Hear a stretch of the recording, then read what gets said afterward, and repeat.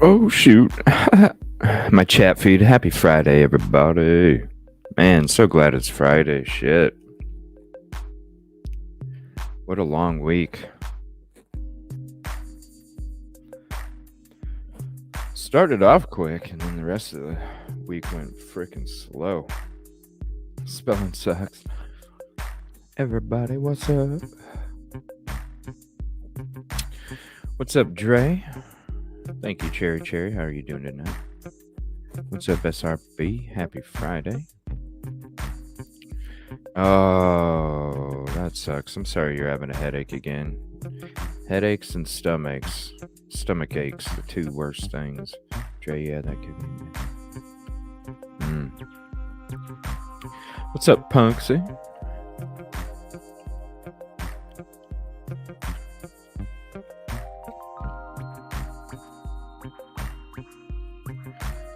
Yeah, I took a long nap too. That's why I didn't get to do too much prep, but it's okay. I was just freaking exhausted. Got your baseball cap today? Oh yeah, you sent me a picture.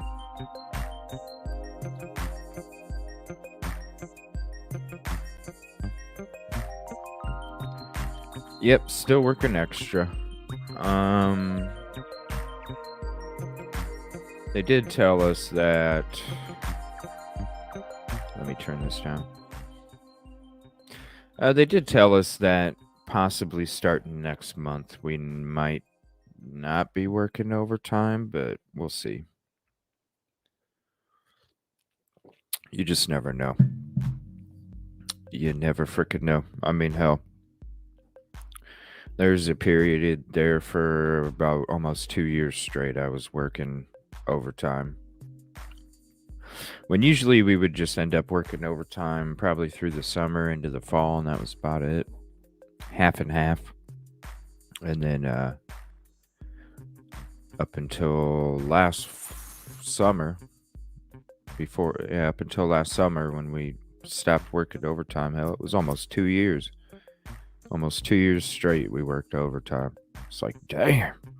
I mean, the money's nice, but damn, you're always tired. And then you never want to go do nothing. It was more overtime too than I'm working now. It was like every Saturday too. Like literally 6 days a week, 55 hours a week. Every week. CJ, I want that top background. We need to talk.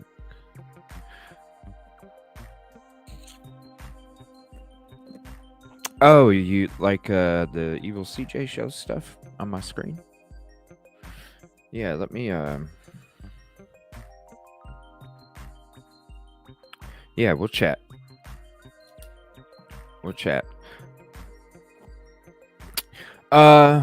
Speaking of Punksy, what night were you talking about going live? Thursday?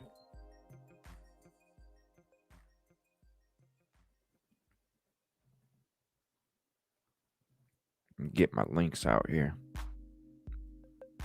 Throw Punksy's link out there. Oh, you're welcome. Next Thursday? Yeah. yeah, we'll go ahead and we'll get into the nitty gritty over the weekend. Then we'll get that put all together. That'll be neat. What was the topic, Punksy? What was the topic that you were wanting to talk about on your first show?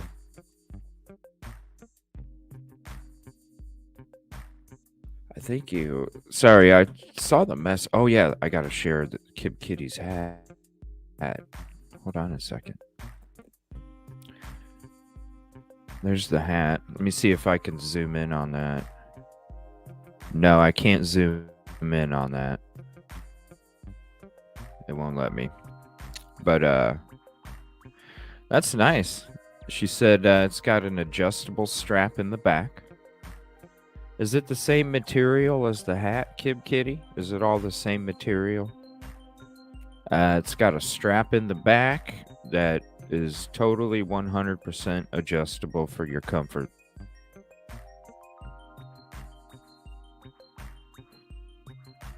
If you could do me a favor, Kid Kitty, can you send me a picture of the back? So we can see what the back looks like, and then everybody knows what we're talking about. Got all signed up for Medicare today. It's official, April 1st. Cool. Paranormal, my first ever investigation. Ooh, nice. Yeah, paranormal. Your first ever paranormal investigation. That's going to be sweet. I'm loving the hat. Looks amazing. I wish I could. Oh, nice. What's up, Bruin? How you doing tonight? I always appreciate you hopping in.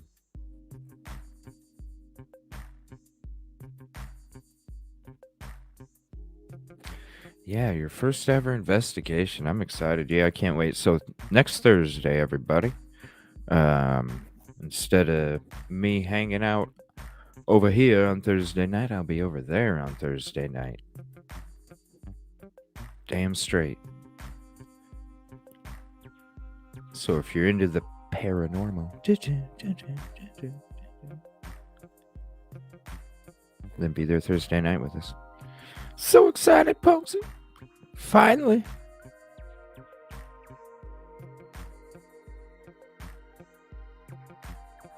Yeah, so if you ain't sub, give her a sub and then hang out Thursday night for that first stream. It's going to be neat. Can't wait. All right, let me see here. Ooh, okay, here we go. Here's the back. Oh, nice. Thank you. Zoomed in. Here we go. There's the back. That's what the back looks like. Totally adjustable. Because I was wondering about that. I was like, okay, I think this one has the strap that's totally adjustable. I'm pretty sure the trucker hat has the snapback, which is like the little dots that you click together. They got the little dots. You can still adjust them. All of them are adjustable, I believe. And I think the snapbacks, and there was the other hat. Yeah. Oh, thank you, Punksy. I appreciate you. I appreciate you. It's one of them things where it's like, this stuff is overwhelming. Like trying to learn how all these programs and trying to just navigate all this stuff, because none of us are computer wizards.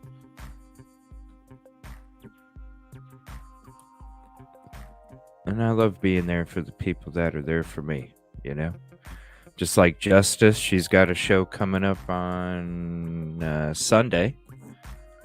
Sunday at 1 o'clock Eastern. She's got a show coming up. Let me click over to that real quick so I can let you guys know about that one. Let me see here. Justice Sir Daily. And she's got a live coming up on Sunday. Chat Delphi Murders, Keegan Klein, Witness List and Review of CSAM evidence found against him in 2017. So this will be 2 o'clock Eastern. So it'll be Sunday at 2 o'clock Eastern. I'll go ahead and put in the link to this if you would just like to go ahead and go over there and hit the notification already. So there's the link to her show coming up on Sunday if you'd like to check her out. Speaking of the supporting. Yes, I love my Delphi stuff. I need to have a Delphi night. I keep saying it, and I keep saying it, and I keep saying it, but damn it. We'll get there.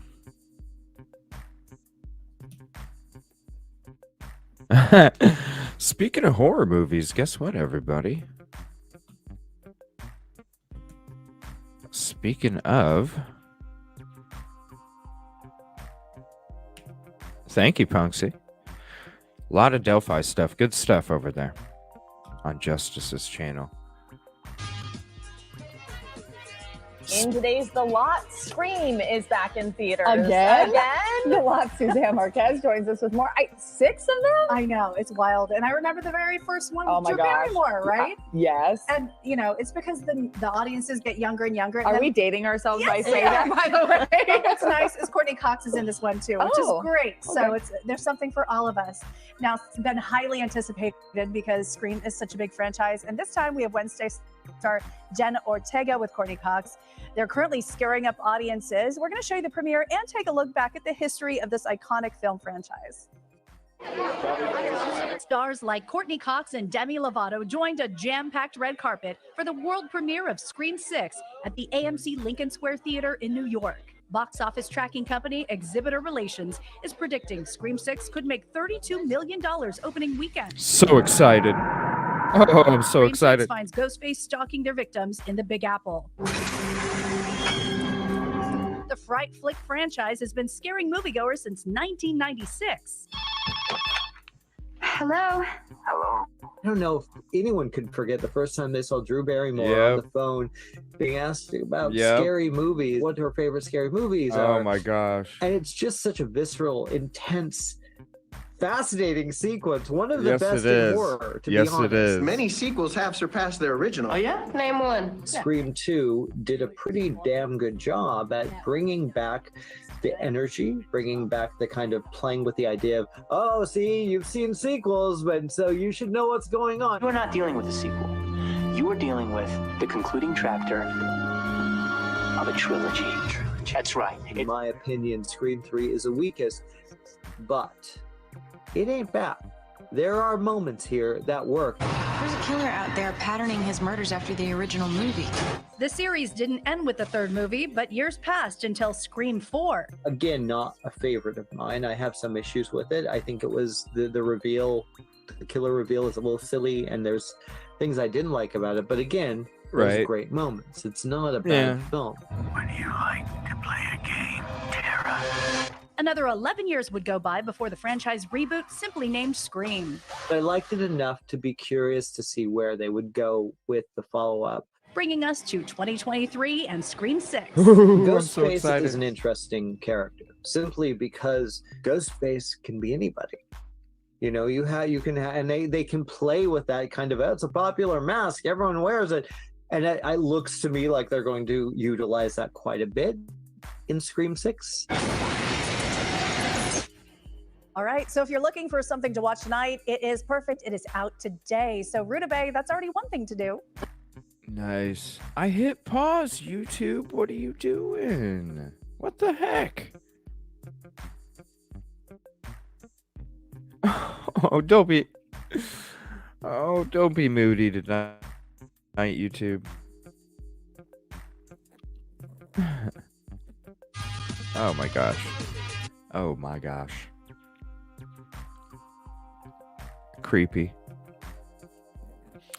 Yeah, so speaking of that, Scream's coming out. I will be depending making sure it has lockdown rhythm.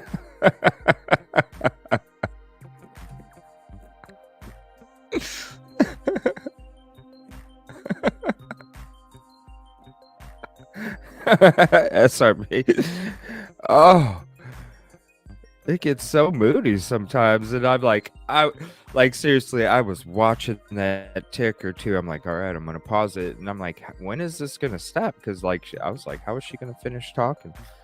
So I was ready, I was ready to hit that button, and I hit pause, and then it just did what it did. It's got to be locked down, shoot, and have security, any more these days. There was some news out there about a podcasting couple that was unalived from a stalker. Did you guys hear about that?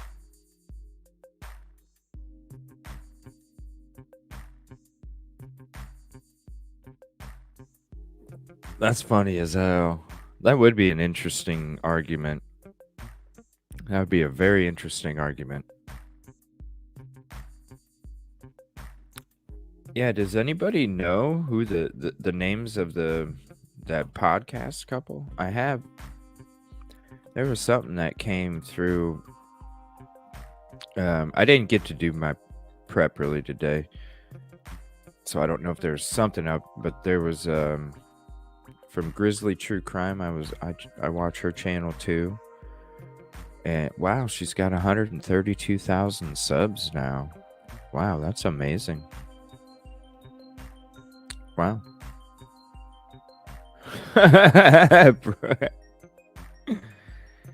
Yeah. Thank you, SRB. Yeah, this is all I have right now.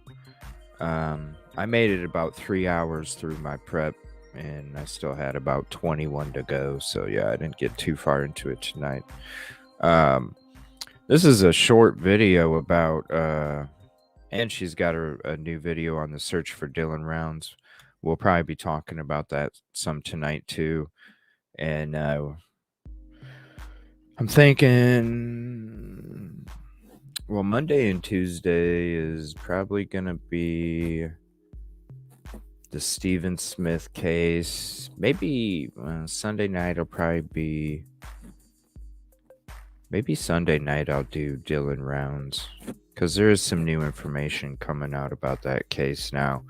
And I'm pretty sure that the investigation's going to start heating up pretty quick. So we probably should have a night where we have Dylan Rounds topic as well.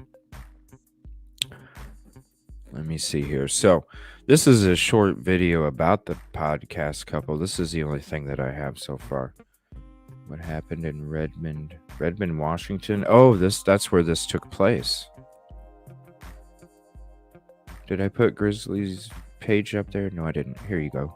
If you guys aren't subbed to her. A podcaster and her husband were just killed by a stalker. A 38-year-old trucker from Texas was obsessed with the host of a podcast. Let me try to say his name.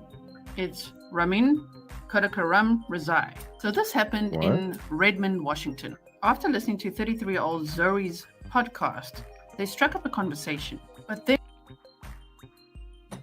and he started sending so many messages and calling that eventually Zoe and her husband decided it was time to get a restraining order. Police were never able to serve him with this restraining order because they just couldn't get in contact with him. Right. Climbed through a window in the middle of the night and shot Zoe and her husband, and then shot himself. Wow. So from being a fan of a podcast to calling hundreds of times a day to in-person stalking to then going in the window and killing a couple. It's just terrible. Wow.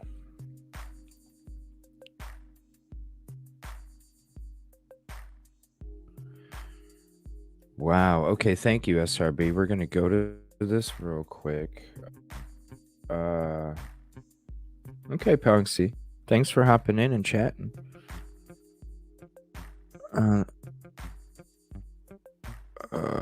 Tech Screen News. That's weird. I'll subscribe to him. Let me see here. Share this tab instead. Texas man allegedly stalks, kills podcaster and husband in Washington home invasion shooting. Texas man allegedly stalks, kills podcaster and husband in Washington home invasion shooting. Days after a Seattle area pastor and her husband asked a Washington state judge for a protection order against a Texas man who had been harassing them, he allegedly broke into their home in the middle of the night and killed them. A home invasion attack left the couple dead early Friday, according to police in Redmond, about 15 miles east of Seattle. Authorities have not officially released the names of the victims, pending the medical examiner's findings, but they said stalking suspect Ramin Kodak Ramreway, previously of Houston, was found dead inside the $1.3 million home. Property records show it belongs to Zareh Sadeghi, 33, and Mohammed Milad Nasri, 35, who filed for a protection order against Kodak Ramreway March 3. Kodak Ramreway was facing stalking and harassment charges filed March 2. Sadeghi's mother, who was also at the home at the time of the attack, escaped and called 911 from a neighbor's house around 1:45 a.m., according to authorities. Officers arrived to find an unconscious man on the floor and pulled him outside, where they discovered he'd been shot. Despite attempts at CPR, he was pronounced dead at the scene. Inside the home, they also found the bodies of a woman and the suspect. Kodak Ramreway had reportedly listened to the female victim's podcast and began communicating with her, police said in a statement. The victim and suspect became friends, but when things escalated, she filed a no-contact order against him. Court records show that Sadeghi and Nasri's lawyer told a judge last week he wasn't sure whether Kodak Ramreway owned weapons but believed he might. The court granted a temporary order of protection and an order for Kodak Ramreway to surrender his weapons. The couple's attorney did not immediately return a call seeking comment. Redmond police say detectives were already familiar with the victim due to the ongoing stalking investigation. Authorities could not immediately provide the name of Sadeghi's podcast. Our hearts go out to the victim's family and the Redmond community following this horrific tragedy, Redmond Police Chief Darrell Lowe said in a statement. This is an incredibly sad situation and the worst possible outcome of a stalking case. We will continue investigating what led to this tragic loss. Texas court records show Kodak Ramreway leaves behind a 7-year-old daughter who is living with his ex-wife. Wow.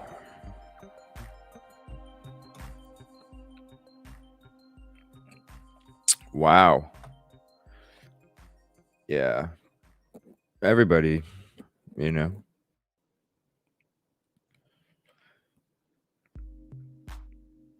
It's crazy out there. It definitely is crazy out there. You know, you guys don't understand, like, I take extreme measures and I take extreme precautions to make sure that I can make everybody that's in my show and in my chat as safe as possible. I really do. A lot of people don't understand the stuff that I'm doing behind the scenes while we're doing a live show or even after.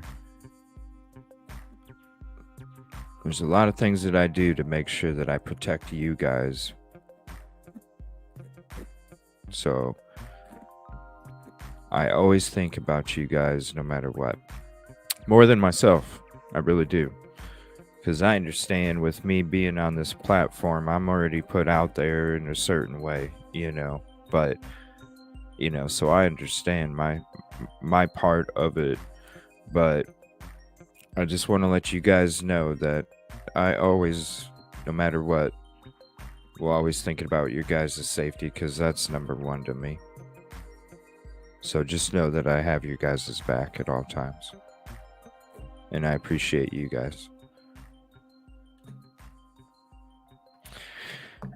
Crazy. I mean, I want to hear this again from Grizzly. This is a good video. Then we'll get going into the show here. And her husband was killed by a stalker. A 38-year-old trucker from Texas was obsessed with the host of a podcast. Let me try to say his name. It's Ramin Ramreway.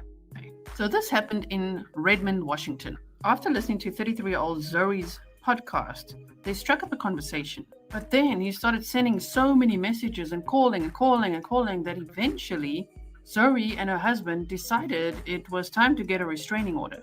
Police were never able to serve him with this restraining order because they just couldn't get in contact with him.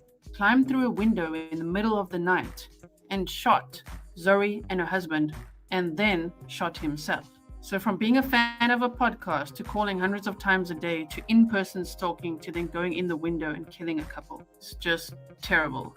Follow for more updates. She's a great channel too. Wow, 100 and, what was it? 32,000. That's crazy. I can't even imagine. That's awesome for her. Can't even imagine that. All right. There is a new video I do want to check out about Stephen Smith's case. And I should have a date down for my guest that I'm going to have probably tomorrow. She just basically said she was busy tonight, and then just let her know any other night that I would like to have her on. So I'm still, it's on me. I'm trying to figure out. I'm trying to figure out the night that I want to have my guest on. So I'm thinking tomorrow I'll have a pretty good idea of when I'm going to have her on the show. I'm thinking Monday night. Right now I'm thinking Monday night, but I don't want to lock it in yet. All right, this is Minutes of Horror. Disturbing new reveals in the Alex Murdaugh murder case. And we got Cousin Eddie, we got Alec Murdaugh, and we got Stephen Smith in the thumbnail. So I'm kind of interested. I see now when we talked about this, I love their logos. When we talked about this case, this was, gosh, when did I bring this up?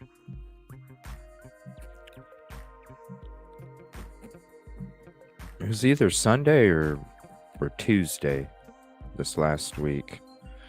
I was wondering, like, did Cousin, because it seemed to me like Cousin Eddie might be the handyman, you know what I'm saying? For the family. And I always wondered, like, could this guy be connected to this? This is Minutes of Horror. We love this channel. I love this channel. I love the logo. Look at that. It's like just great. What a logo. Bravo. I wish I had some shit like that. But what a cool fucking logo. All right. Disturbing new reveals in the Alex Murdaugh murder case. Let's check this out real quick. Thank you, everybody, for hopping in. I'll open up the panel here soon. There are two names that are currently wildly circulating the true crime atmosphere. That is Brian Kober and Alec Murdaugh, with this video focusing on the latter. Netflix themselves did a great job uncovering the many crimes of Alec Murdaugh under the title Murdaugh Murders, a Southern Scandal. We are going to be taking a closer look at the story and timeline of the crimes and events that took place. But before we begin, you must be aware that you are now within minutes of horror, and your only chances of survival is hitting that subscribe button, then hitting that notification bell. Let's continue on with the video. As viewers of Netflix Murdaugh Murders quickly discovered, uncovering new crimes committed by Alec Murdaugh does not appear to be a difficult task. What starts as a relatively straightforward case of voting under the influence with a touch of manslaughter quickly balloons into a sprawling catalog of crimes, including corruption, embezzlement, and outright murder. Simply put, there is a lot to unpack in Alec Murdaugh's story. The former lawyer ultimately faced a grand total of 106 grand jury criminal charges, where on March 2nd of 2023, he was found guilty and sentenced to 2 life sentences without the possibility of parole. But we are getting too far ahead of ourselves in this story. So who exactly is the Murdaugh family? The Murdoch family is a prominent dynasty of lawyers from the Low Country in South Carolina. Low Country referring to the distinct cultural and geographical region on the southeast coast of the state. From 1920 through 2006, 3 members of the family served uninterrupted terms as the solicitor, which is known in most jurisdictions of the United States as a district attorney of South Carolina's 14th district. The family also operates the law firm Peters, Murdoch, Troth, and Dietrich, now known as the Parker Law Group. The 5-county area that serves as the 14th district was the Murdochs' political dominion for nearly a century. Due to the family's outsized political influence and power, there is a perception, and a correct one, that its members were able to easily escape any kind of trouble or scrutiny for decades. In 2019, that all finally started to change thanks to the actions of one Murdoch, Alec. One of the most challenging things about fully understanding the scope of the Murdoch story is comprehending its timeline. Though Alec Murdoch and other Murdoch family members began committing crimes in 2014, the inciting incident for their ultimate downfall begins in 2019. This is when most people outside of South Carolina became aware of the Murdoch name, and it's wisely where Netflix Murdoch Murders elects to begin its story. On February 23, 2019, a group of South Carolina teenagers spent the Saturday night drinking. Included in this group was Alec Murdoch's youngest son, Paul Murdoch. As the night progressed, Paul and his friends decided to head to an oyster roast on nearby Pawkey Island via a Murdoch family boat. Despite being increasingly intoxicated, Paul Murdoch insisted on driving the boat. He also insisted on heading to a waterfront bar in downtown Beaufort, where he ordered 2 rounds of shots while his annoyed friends waited outside. Around 1:15 a.m., the group reboarded the boat, with Paul still driving over the objections of his friends.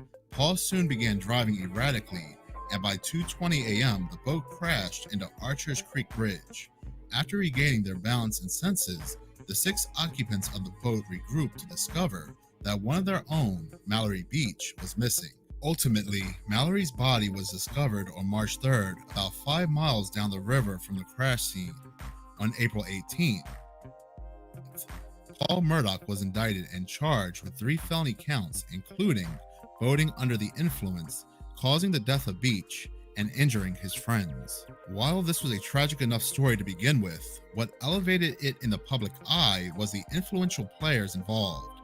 Paul was the platonic ideal of the spoiled rich boy archetype, and the police arriving on the scene of the accident certainly treated him as such. Despite being visibly hammered and underage, Paul was not given a field sobriety test, taken to jail for booking, or even handcuffed. Meanwhile, Paul's equally spoiled rich boy father, Alec, immediately sprung into action after the accident. While police were still searching for Mallory Beach, Alec arrived at the hospital and went from room to room to speak with the survivors. Several claimed that he tried to get them all on the same page and assert that Paul wasn't the one driving the boat. As bleak as the whole state of affairs was, it still might have faded into history as an unfortunate case of hyper-local corruption. Thanks to what came next, the death of Mallory Beach was merely the opening of a much larger story. And that story, of course, is the killings of Paul and Maggie Murdoch. On June 7th, 2021, at 10:06 p.m., Alec Murdoch called 911 and reported he had discovered the dead bodies of his son Paul and his wife Maggie near the dog kennels of their hunting lodge. Police later determined that both had been shot multiple times with multiple guns. I have a Whiskey Fox, Whiskey Mike, both gunshot wounds to the head. Sir, I want to let you know, because of the scene, I did go get a gun and bring it down here. It's in your vehicle? Do you have any guns on you at all? No, sir. It's leaning up against the side of my car. Okay. You're fine, man. You're fine. Turn around for me. I don't have any. Okay. Yes, sir. I see that. Okay. This is your wife and son? And son. Okay.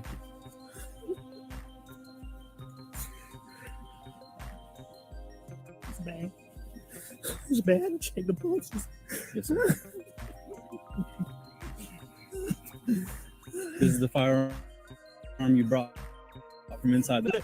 This is a long story. didn't My s- son was in a boat wreck a few months back. I didn't see this. He's been getting threats. Most of it's been benign stuff we didn't take serious. Okay. You know, he's been getting like punched. I know that's somebody. I know that's what it is. Okay.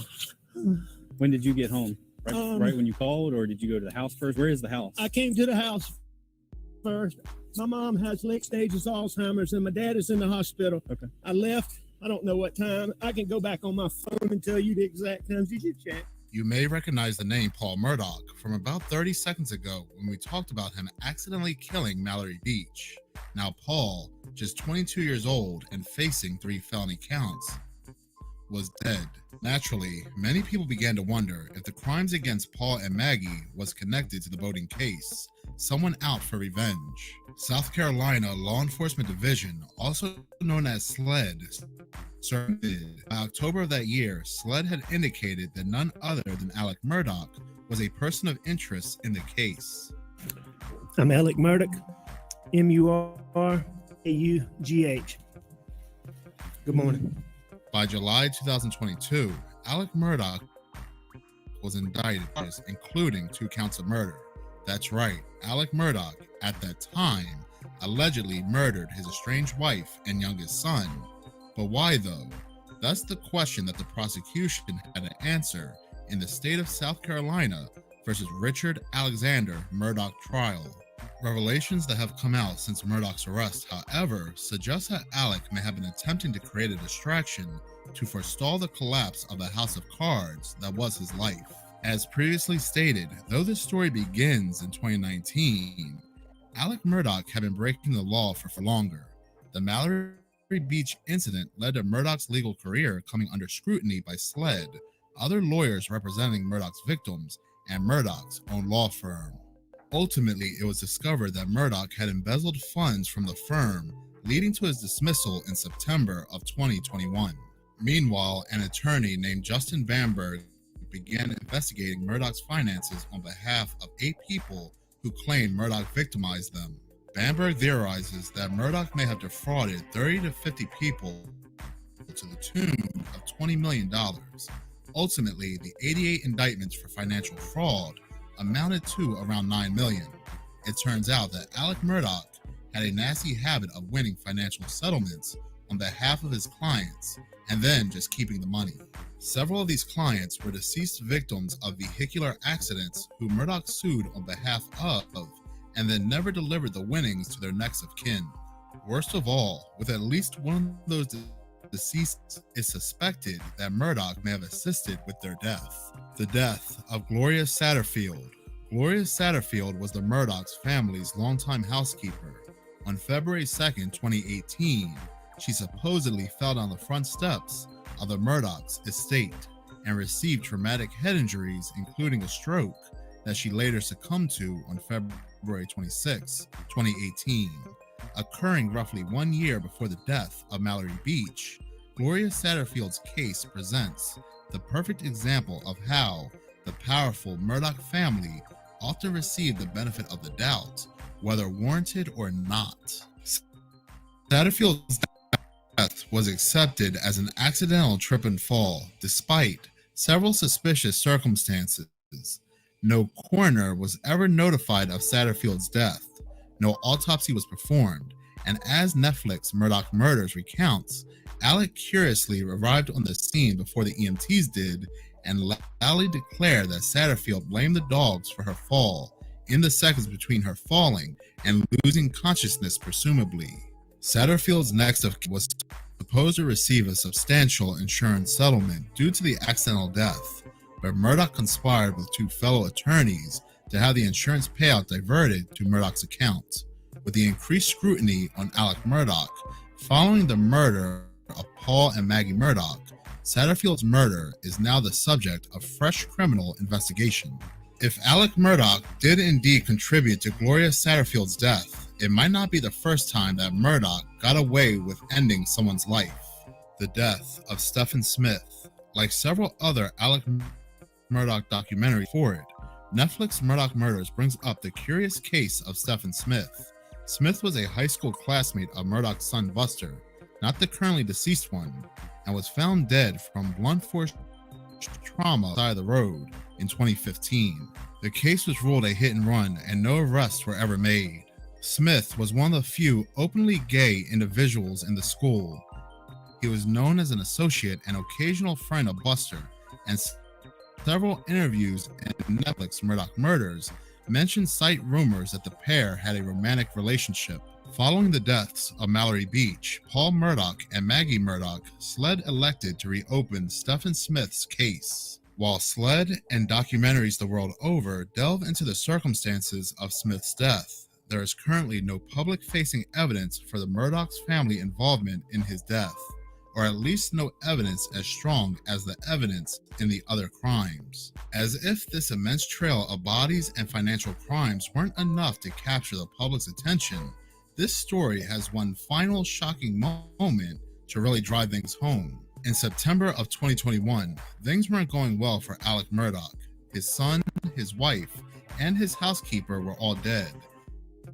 Evidence of his prolific financial misdeeds had now come to light. He had almost single-handedly brought down his family's shining century-long dynasty. Perhaps this is why Murdoch apparently tried to end his life in a roundabout way. On September 4th, 2021, Murdoch called 911 to report that he had been shot in the head while he was changing a tire on the side of the road.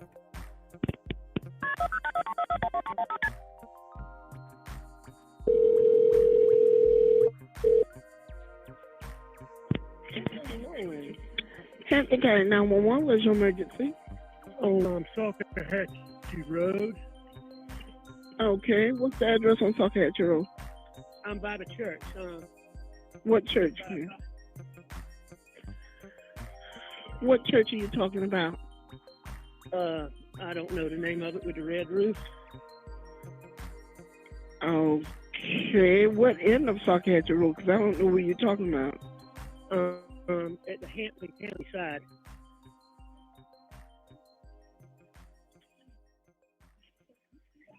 Okay, what's going on? I got a flat tire, Mm-hmm. and I stopped, and somebody stopped to help me. And when I turned my back, they tried to shoot me. Oh, okay. Were you shot? Yes, but I mean, I'm okay. You shot where? Where were you shot at? Huh? Did they actually shoot you or they tried to shoot you?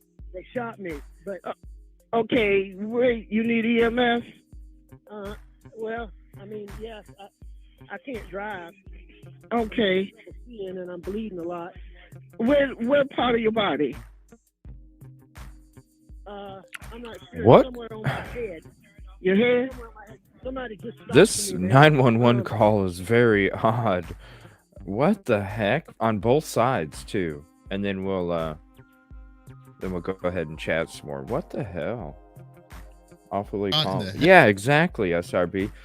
But on both sides, even the 911 operator, like somebody's reporting they got shot, and this is your reaction as well. Something was, I don't know. Head while he was changing a tire on the side of the Very road. odd.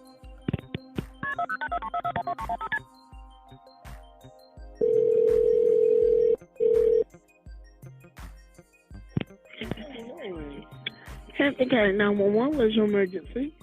On Salkehatchie Road. Okay, what's the address on Salkehatchie Road? I'm by the church. What church? What church are you talking about? I don't know the name of it with the red roof. Okay, what end of Salkehatchie Road? Because I don't know what you're talking about. At the Hampton County side. Okay, what's going on? I got a flat tire, Mm-hmm. and I stopped, and somebody stopped to help me. And when I turned my back, they tried to shoot me. Oh, okay. Were you shot? Yes, but I mean, I'm okay. You shot where? Where were you shot at? Huh? Did they actually shoot you or they tried to shoot you? They shot me, but Okay, where you need EMS? Well, I mean, yes, I can't drive. Okay. And I'm bleeding a lot. Where part of your body? I'm not sure. Somewhere on my head. Your head? Somewhere on my head. Somebody just stopped for me, ma'am. For 911. Okay. Still? Hey. Okay, let me speak to him, see if he can tell me exactly where you are. That church? Okay. Redwood. Yeah, hurry. Ultimately, the wound was just a graze, and Murdoch was released from the hospital that day. 10 days later, SLED uncovered that Curtis Edward Smith, an associate of Murdoch and his oxycodone dealer, had been hired by Murdoch to end his life. Murdoch admitted that the events had been an assisted end-of-life scheme so that his son Buster would still receive a $10 million payout upon his death. So what's happening now? On March 2nd, 2023, Alec Murdoch was found guilty for counts of ending the lives of his wife and son. He was sentenced to 2 life sentences on March 3rd. Murdoch continues to face 99 additional counts of financial crimes. All in all, Netflix will have a lot to work with should it feel compelled to order another season of Murdoch Murders. Another season? Wow, I haven't even checked that out. Why does this only have 26 likes? That's a great video. A lot of great information. Don't do me a favor. Will you go hit like on that video, please? Here's the link for it. Only 26. What a great video. And only 2 comments. You know what? 1 second.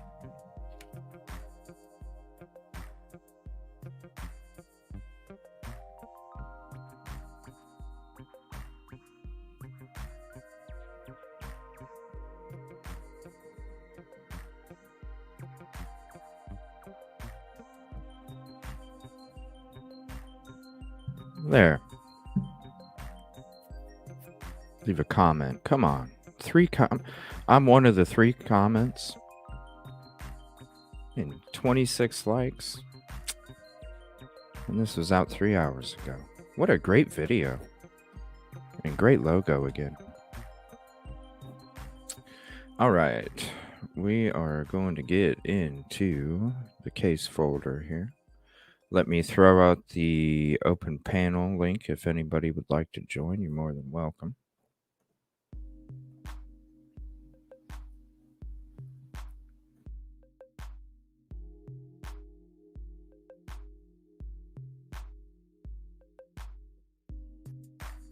And thank you, Pam, SRB, Kib Kitty, Phantom, for all your links. I went ahead and got those added. And then we're just going to kind of go into things.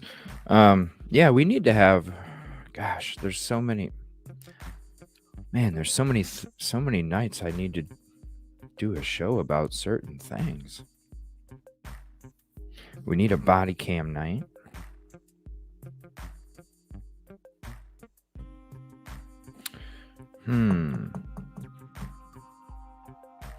Maybe we could do the body cam. What was I going to do Sunday morning, afternoon? Yeah, that was a great video. I need to get like a calendar thing so I can write down what I'm going to. I have so many shows I want to do. And then stuff just comes out. Body cam for sure. Alec Murdaugh. Because there was, when I was watching that, I was like, dang, this is. I remember seeing the one where he was sitting in the car. But after that, I didn't. When I was seeing that, I was like, holy crap. That's very interesting. He doesn't even look. It just very odd. Odd behavior all the way around, whether it's in the car, that body cam that I saw. It's very odd behavior. Speaking of that husband and wife that were unalived, this is King 5 Seattle. I just want to check out this one real quick, and then we'll kind of get in. We might go back to Alec Murdaugh There is a couple other videos I'd like to check out, like this crime scene expert reacts to the sentencing. I think he was on News Nation on a video that we watched last night. I think this is the same gentleman saying something about Sunday morning, the cartel stuff. Maybe that's what it was. I don't know. I think the body cam's probably... I think we need to go into the body cam. And then do Dylan rounds Sunday night. Because that's a case we need to get into as well. All right, let me click on this. Let's get back to this topic real quick. See what this King 5 Seattle news station says about it. It's just a minute and 53, not too long. I'd like to do an Epstein show too. Oh, so many shows I want to do. Gosh.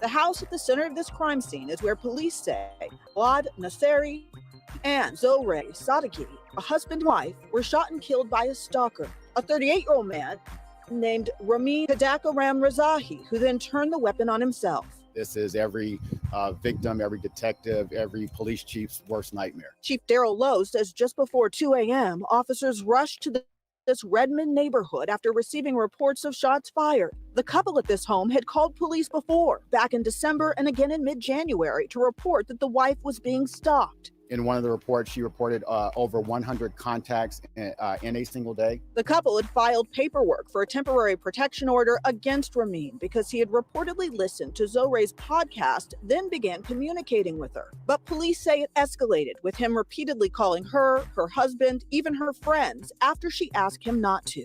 Within these pages, it states that he would leave voice messages in the middle of the night. In one call, he was reportedly crying, begging her to pick up, and threatening to burn himself and the tree in front of her house. She also stated that he said many times that nothing short of his own death would make him leave her alone. I had been briefed on the case earlier this week by our investigators. Chief Lowe says those investigators were working to serve a protection order, but tracking down the suspect who lived out of state proved to be difficult. In this case, the victim did everything that they possibly could. Unfortunately, this person broke into their home and killed her, and it is a tragic event. Now, the victims, the husband and wife, were both in their 30s. The mother of one of the victims was also in the house and came face to face with the suspect, but she managed to escape to a neighbor's house. Live tonight from Adlai Swaby, King 5 News. Wow. Freaking nuts.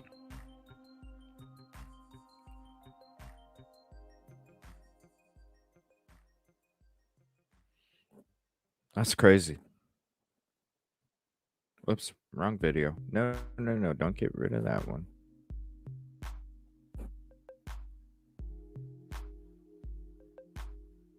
There we go. Yeah, there's a couple. Woman paralyzed after chiropractor visit tours. What? Inside Edition? I don't know. That's pretty crazy shit. Her neck was tight, so she went to a chiropractor. Now her family wonders if she'll ever walk again. No It's a way. miracle homecoming. Welcome home. Caitlin Jensen is seeing her brand new home for the first time. Yeah, look at it. Her mom and brother gave her a grand tour of the home, custom built, so she can get everywhere in her wheelchair. that's a beautiful There's a home. music room with a piano she can wheel right up to. 8 months ago, we would have not imagined that we'd be playing the piano right now. Caleb is amazed by his big sister's progress. Last June, the 29-year-old was paralyzed, and you won't believe how her family says it happened. They say it was a visit to a chiropractor for a routine neck adjustment that changed Caitlin's life forever. This 3D rendering shows what should happen during a neck adjustment. The chiropractor uses their hands to apply a sudden force to rotate or thrust the neck to pop a stubborn joint back into place. But Caitlin says things went horribly wrong. She heard a crunching and felt something crunching in her neck. 4 arteries in her neck were ruptured. She suffered multiple strokes and cardiac arrest. Her mother, Darlene, was devastated. Caitlin endured 2 months in the ICU, followed by grueling rehab. Right there. She has no ability to swallow. Her brother gives her water and food through a tube in her stomach. Caitlin uses a letterboard to talk. I'm definitely lucky to be alive. Now she's getting used to her new home in Savannah, Georgia. Everything is designed with you in mind. The oven is down low so that you can reach it. There's also a garden with raised flower beds. I love these. Caitlin's mom says every day she's amazed by her daughter's fighting spirit and determination to walk again. She's an inspiration, absolutely bravest kid in the world. Whoa. Oh my gosh. Holy crap. Hello, Kelt. To be fair, I've gone to her for over 30 years. Holy crap. Oh, jeez. What the heck? I'm sure it's not a... Yeah. Sorry, I gotta get my damn blanket. It's getting chilly in here.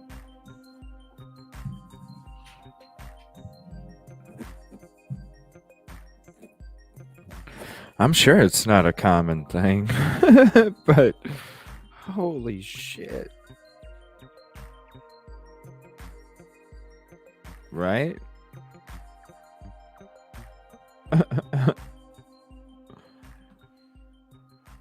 Oh boy.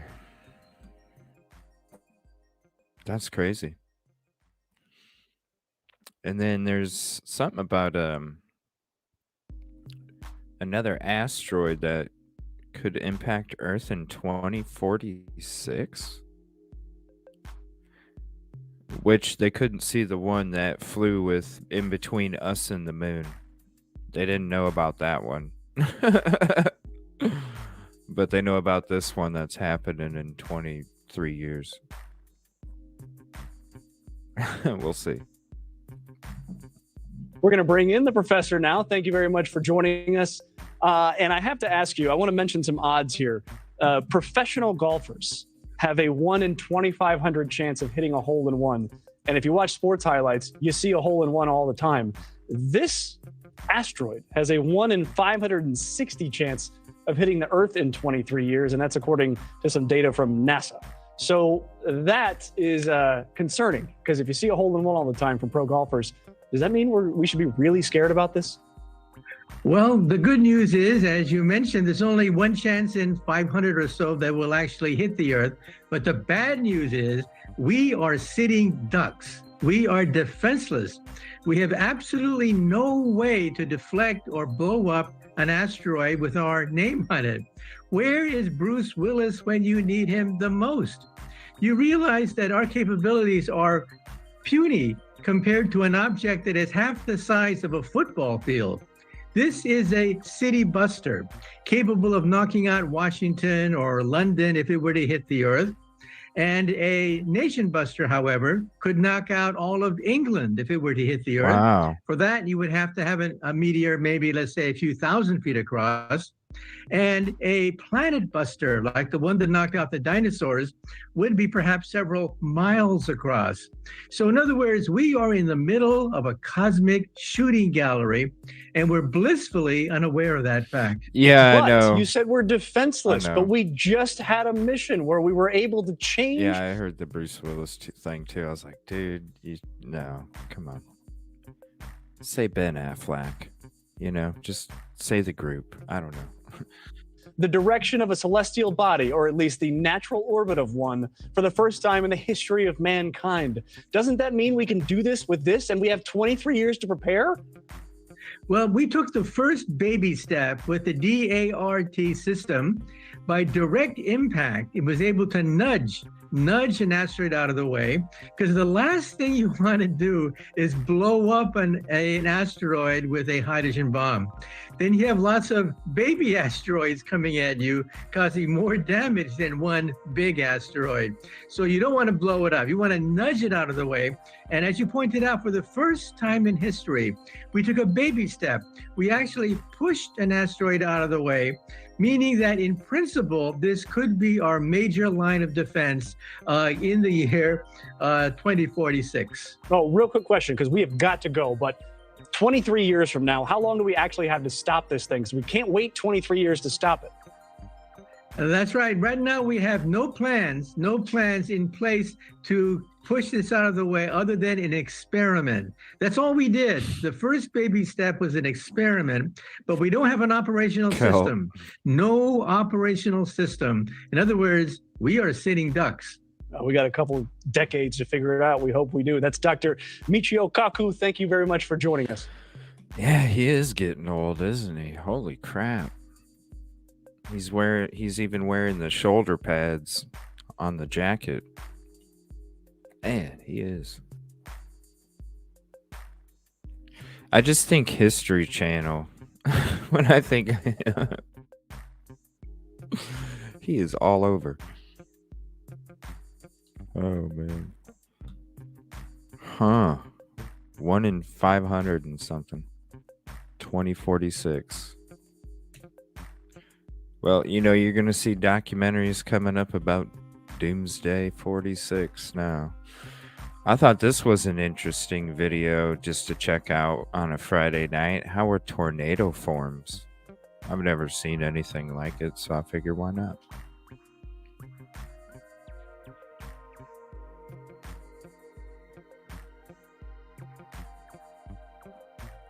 Oh my gosh, you did, Kel?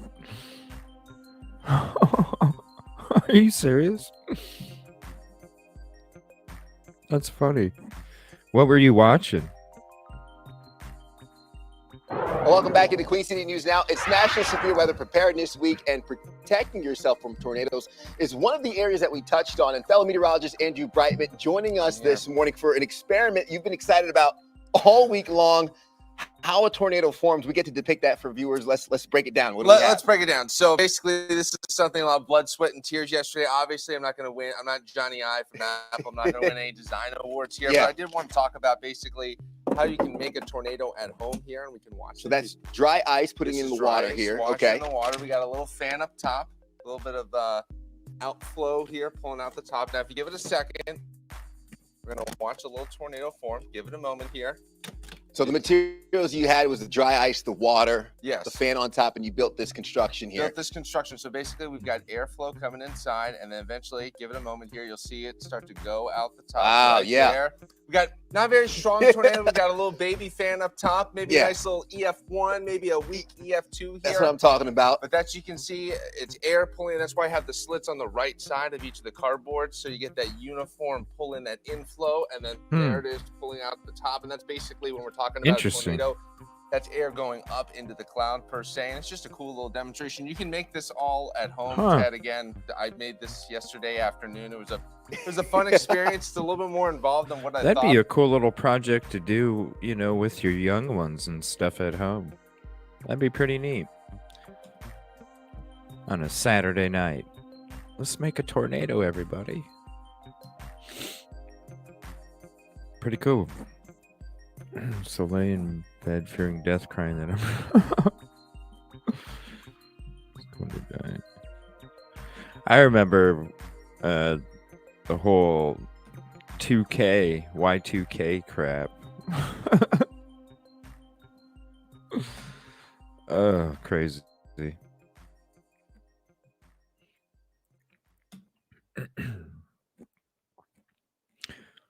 So is this a new case? News Nation, wife continues search for man who went missing in Mexico.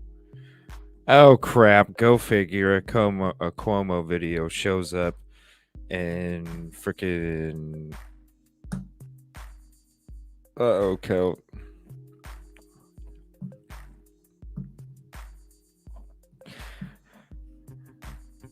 I think it'd be cool to like just for a crazy ass stream, just to like cook on a stream sometime too. CJ, you could do ooh, a volcano would be cool. How do you do a volcano? With baking soda or something, right? Let's see here. What else we got? Randy. We need to look up Randy sometime because Alex Murdaugh's brother Randy had no doubt Alec was a liar. Dude! As soon as Stephen Smith...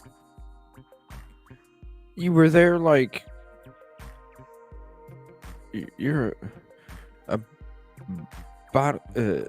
bodily injury lawyer, like... You're showing up, hey, I can represent you for free. I just need the passwords. What the heck? I think he's just as shady as all of them. No? The Mentos. I'm going to. What do you guys feel? What do you guys feel about Randy Murdaugh?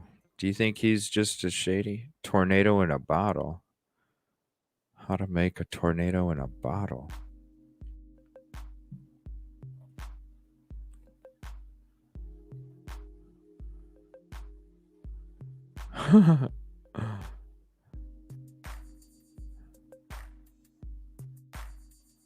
Huh.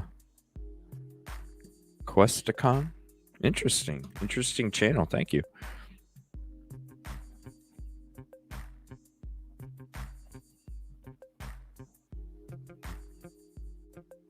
Just not as bad. Yeah, he seems pretty shady to me.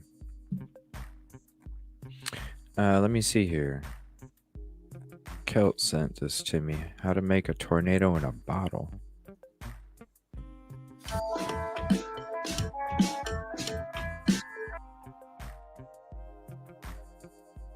I'll hit mute just so I don't get in trouble. 2 bottles. Water. Decorate the water.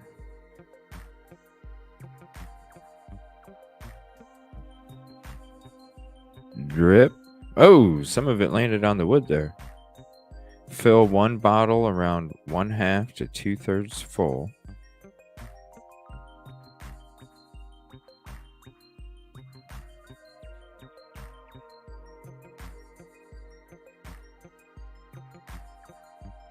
Washer. On top of the 2-liter duct tape. I taught biology when I cut up oh wow.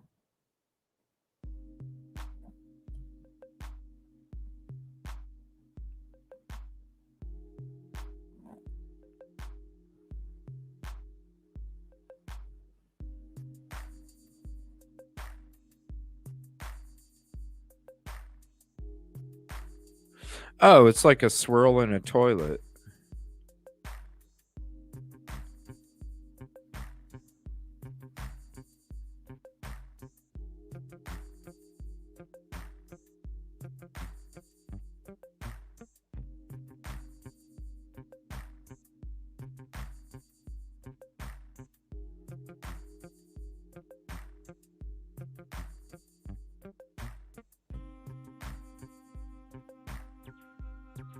Pretty interesting channel. Thank you, Cope.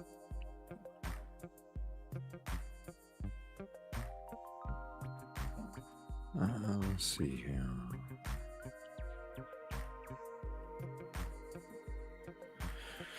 Huh. Unsolved. Ohio couple murdered in Mexico. I don't know who she's talking about.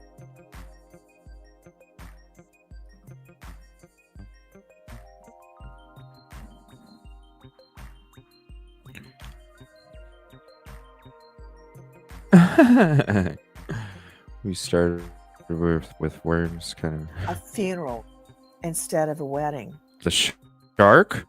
People protesting in the streets for justice. Pigs? And you heard high-profile lawyer Gary Davidson and Irv Brandt describing an area so poor, so uneducated, people desperate, willing to commit kidnappings, murders.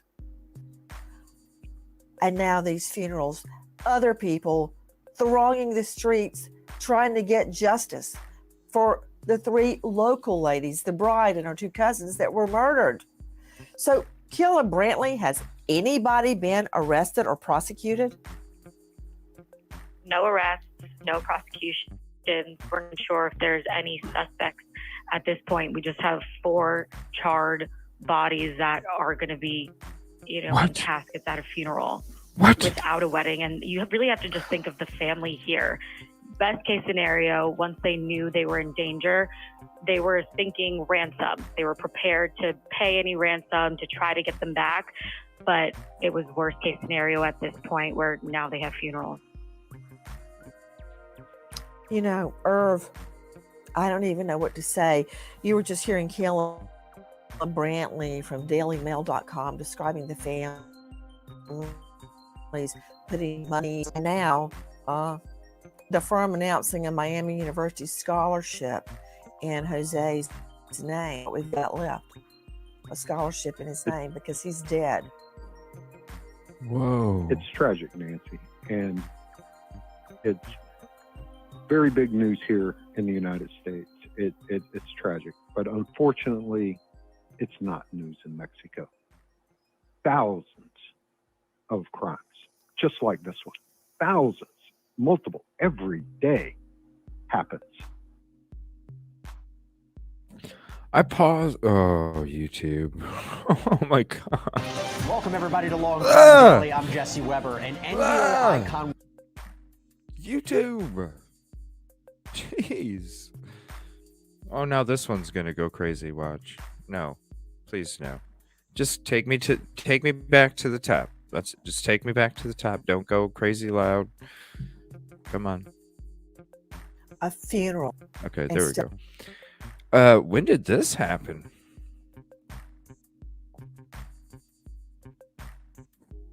Holy crap.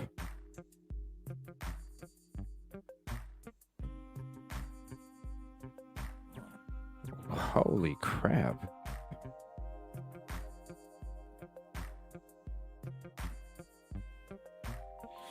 All right, let's see. What else? I'm going to kind of go through this. Man, what a great video this was right here.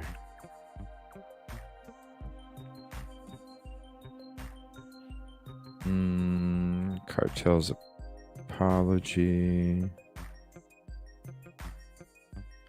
What we know about men. Let's see here. Cartel, Mexican. Oh, yeah. Check this out. The Mexican president rejects U.S. interference with cartels.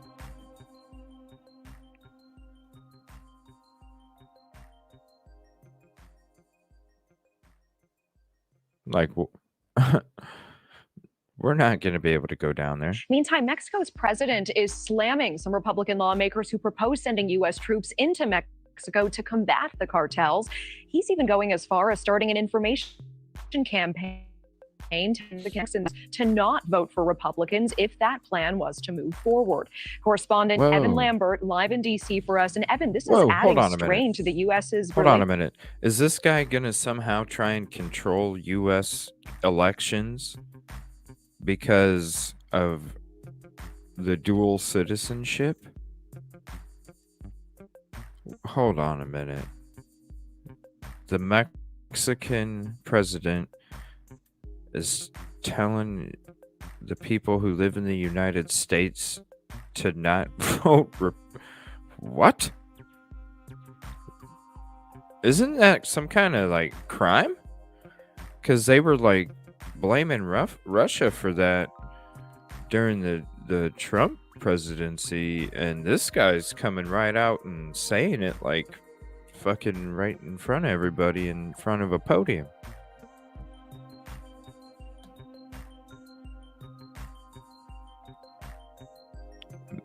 Is that like, ain't that a, that's gotta be like my live will have to be switched to Saturday or Sunday next week. All right, Punksy.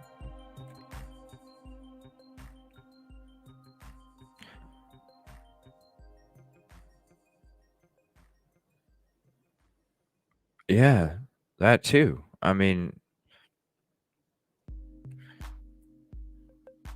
What the heck? Isn't that like a? They're saying like Russia was trying to do it or something. This guy's coming out and saying it, like straight up. Campaign telling Mexicans and Hispanics in the U.S. to not vote for Republicans if that plan was to move What the forward. heck? Correspondent Evan Lambert live in D.C. for us. And Evan, this is adding strain to the U.S.'s relationship with Mexico. Natasha, of course. And we wanted to take a closer look at the man running Mexico. Guess you should have built the wall. Country dealing with cartels that can go toe-to-toe with the military, corruption, and a justice system where 95% of violent crimes go unpunished. Wow. As Mexican President Andrés Manuel 95%. López Obrador blames the fentanyl crisis squarely on Americans, failing to mention the skyrocketing production of the deadly drug by cartels under his watch, News Nation wanted to know more about the politician, nicknamed AMLO after his initials. The popular center-left president was once mayor of Mexico City. López Obrador campaigned on a hugs, not bullets strategy to combat cartels. He emphasized social programs as a solution to the violence as homicides surpassed 30,000 for 5 straight years. He's also been widely criticized as unwilling to take meaningful action against cartels who are often spoken of as running key government institutions. López Obrador also shutting down almost all counter-narcotics cooperation with the U.S. after he came into office. Now he's taking a stand against the suggestion that the U.S. and its military should help. We are not going to permit any foreign government to intervene in our territory, much less that a foreign government's armed forces intervene. The push from some Republican lawmakers like Congressman Dan Crenshaw and Senator Bro, we would wipe your ass off this motherfucking. Come on, dude. Who the Senator Lindsey Graham Who the fuck ramping are up you? after the killing of 2 Americans, likely caught in the crossfire of cartel violence last week. Graham outlined his plan on News Nation's On Balance. Not an invasion. You're talking about taking down drug labs, going after the leadership, probably a combination of cyber attacks, a combination of drone attacks, maybe manned aircraft, maybe Delta Force raids. López Obrador also blaming the growing fentanyl epidemic on Americans and their demand for illegal drugs, while falsely claiming fentanyl isn't produced in Mexico. U.S. officials estimate almost all fentanyl consumed in the U.S. is made there. The Mexican president's comments putting him in the hot seat for his own policies since his election in 2018. And some Republicans are suggesting that the U.S. should name cartels foreign terrorist organizations. Right now, the White House not supporting that idea. Natasha? All right, Evan Lambert live for us in D.C. Thank you so much. Jeez. This is crazy. Shit with Russia, shit with China, shit with Mexico.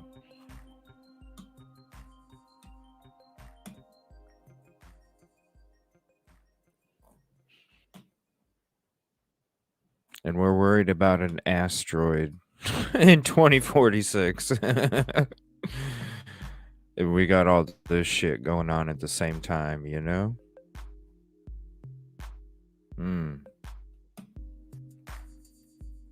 My gosh. Okay, somebody was bringing up this Arizona rancher. I think it was you, Kelt. Let me go back to chat. I think it was you.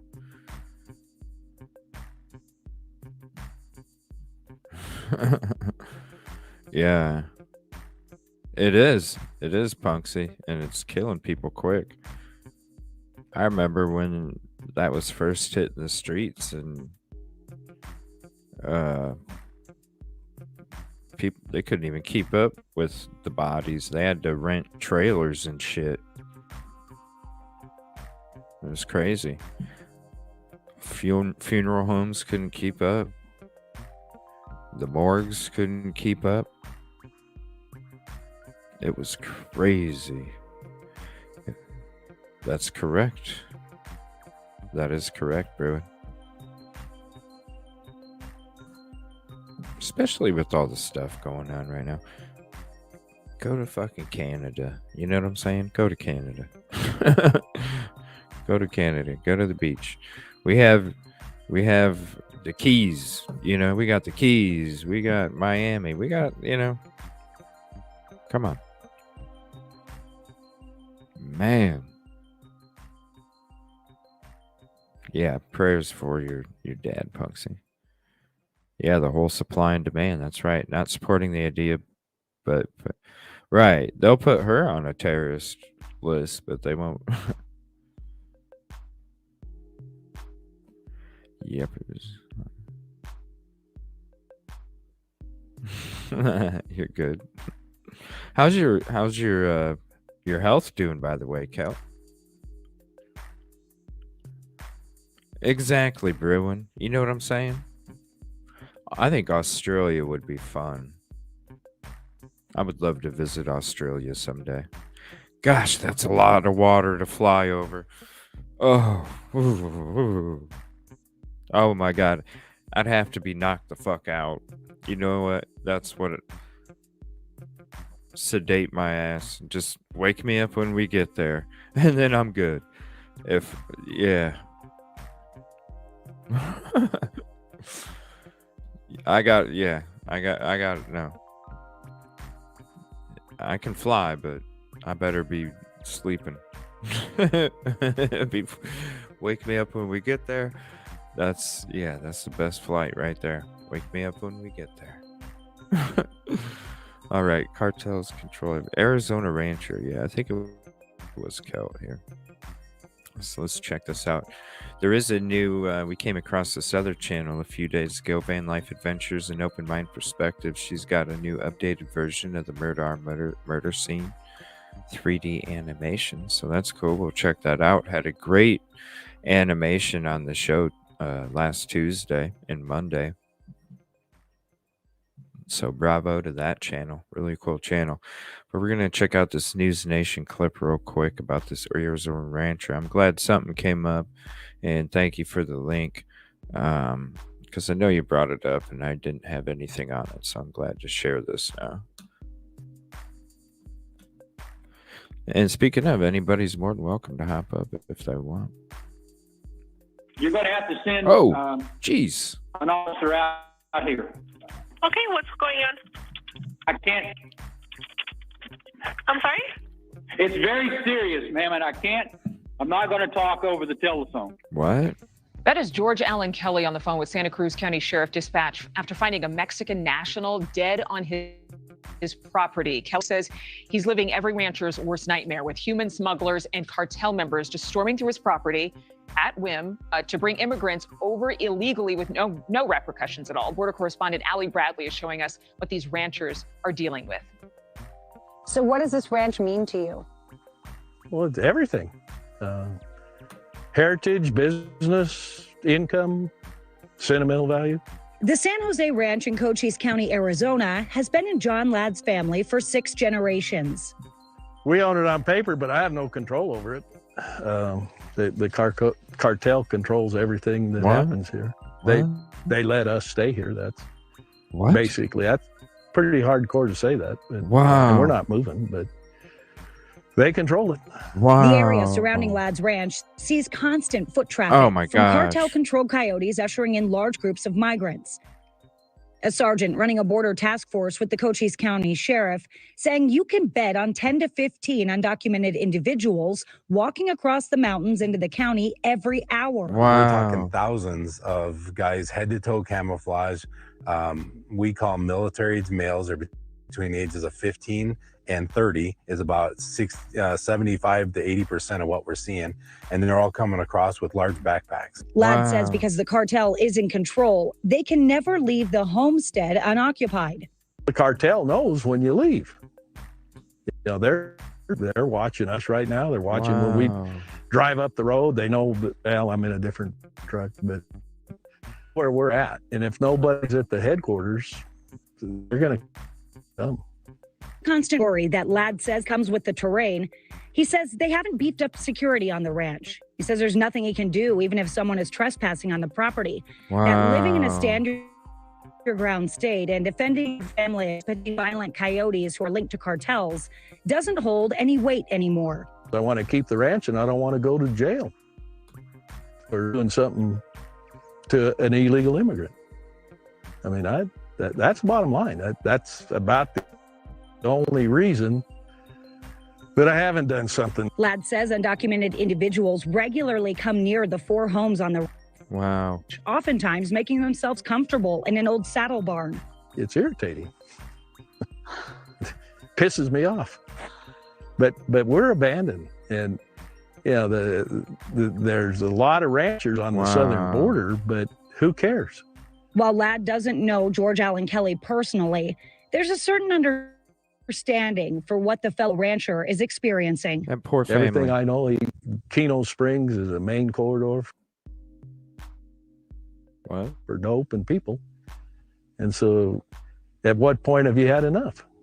And, you know, protecting your life, your wife, and your property.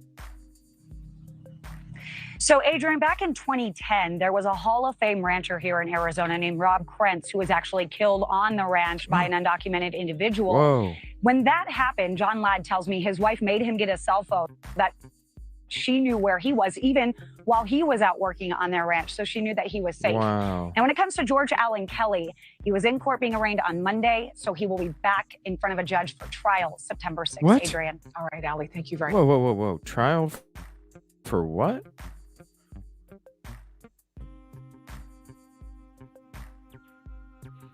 Cartel smuggling, man.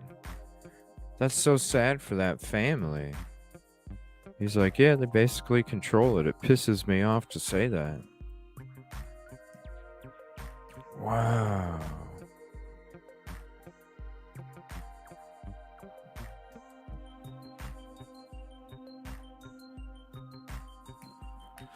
Man, I wouldn't feel safe either. I mean, hell, when we were looking up on last night's show, when we were looking up where the 2 people, you know, those people were kidnapped, and this is why I asked you to wait. What are you talking about, Kel? When did you ask me to wait?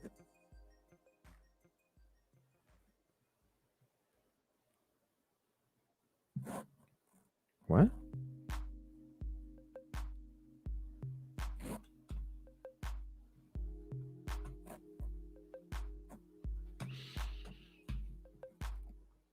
It's not like we can't go back to the video, Kel. I think everybody needs to hear about it. Let me see. I don't remember you asking me to wait for something, unless it was in chat and I might have missed it. This is a 3D version of the animation of the Murdaugh murder scene. And this is Van Life Adventures. I love this channel here. Really cool. I don't know, Kip Kitty. I don't know what's going on here. I'm confused. Anyway, updated version of the 3D animation. So I want to check this out real quick. I love these little animations. Very good work. Very good work by these people.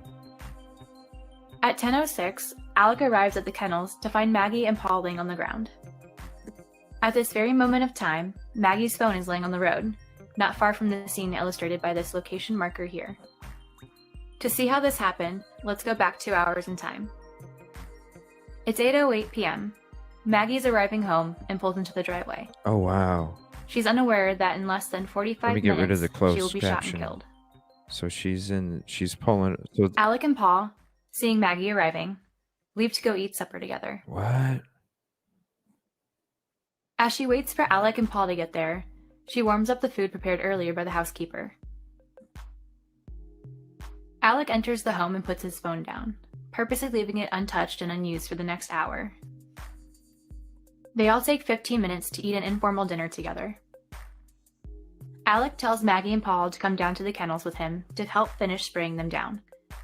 Together they all three leave at the home about 8:30. All but Alec bring their cell phones.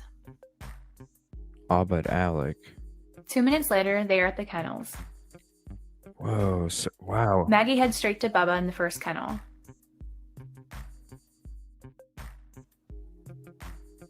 Paul heads to his friend's dog, Cash, to check on him, while Alec goes to the hose to spray down the kennel floors.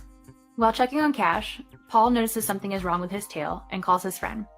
His friend, Rogan Gibson, would tell police the next day that at 8:40 he heard Alex's voice on the phone. Wow, what a video. A concerning comment, since Alec claimed to never have been at the kennels that night.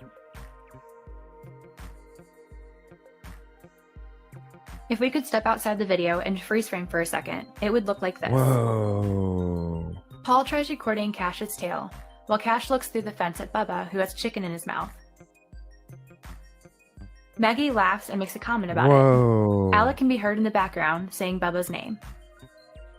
A moment before Bubba walks up with a chicken in his mouth, you can hear Alec engage the hose, spraying the concrete.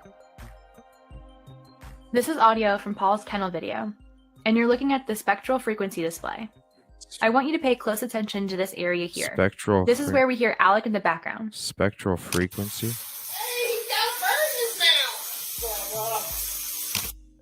Now I want you to look at this section here. That looks like white noise. Hold on. What this is a sound of Alec using the garden hose to spray down the floors. It starts right here at this line. Wet Cash.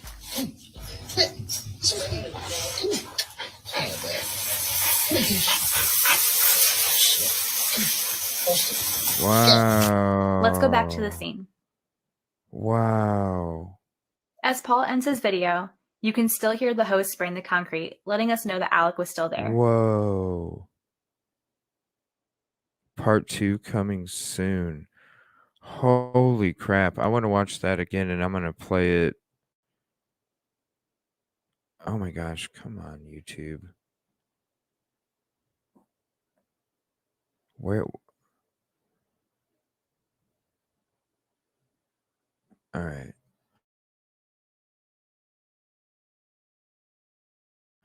Holy crap. I don't know. This shit.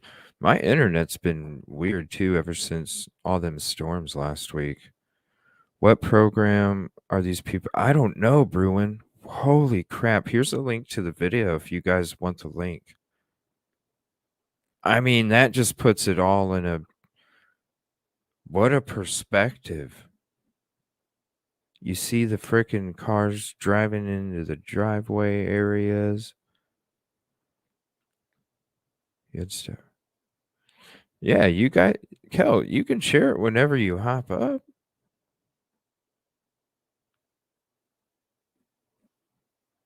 Should not have to live with the right. It's got to be infuriating, especially. Do you guys remember how much land they said that they had?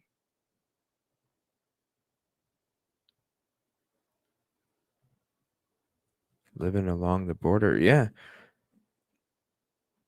Did he say how much property was there? Yeah, it's some other channel too. Let me look in the description. Did you hear where Alex says, "What's wrong?" Paul mutters, "Shut up, Dad." What? 1,700 acres? Holy crap. So you can hear that in the Snapchat video? What's wrong, Paul? And Paul mutters, "Shut up, Dad."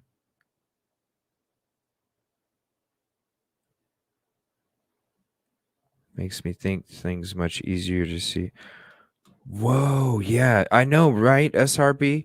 Like, because even after the verdict and stuff, I was like, I don't know. Like, I could see this dude getting an appeal, right? But... And I really, I didn't put too much into the Snapchat video. And then when he admits he was there, and it's like, okay, dude, well, you had to at least hear something, right? And that's what I was thinking in my mind. Well, at least you had to hear something. You were pretty much freaking there. You had to hear something. Maybe your cousin came and did it. I don't know, But now with this video, holy crap. And then the other one that we watched, I'm going to watch this one, and then we'll watch the one that we watched last night where it shows how the crime took place. So you watch this, then you watch the crime that took place, and then that's a great combination right there. Yeah, right. Or something like, yeah, that's right. Here, let me just put this in. let me do a search on this, and then we'll go into full screen on that, and then we'll do a full screen on the crime taking place with that 3D animation stuff too. What a great channel! Whoever sent me the link, thank you for that link. I love getting the links from you guys. Oh, it's not showing up. Hold on. I always come across these really cool channels because of you guys. It's not showing up. Yeah, let me know if you find something, Bruin, because I just searched it on YouTube and it's not coming up anything. Here is, if you guys can't read the screen, this is what is in the description. Very unlikely he'll win it because of. Yeah, we're going to be getting into the whole Buster Stephen Smith stuff. Probably half the week next week is going to be about Buster and Steven. You can hear it. It's before the chicken combo. I believe I had both earbuds in after I heard someone say it was on there, and I can hear it. Really? He says, "Shut up, Dad." What's up, Kevin Kraft? How you doing tonight, buddy? What you got going on tonight? All right, let's watch this again. Then we're going to watch the scene, the crime that takes place. Let me go full screen. I got the music shut down for this. So let's chill back and watch this one.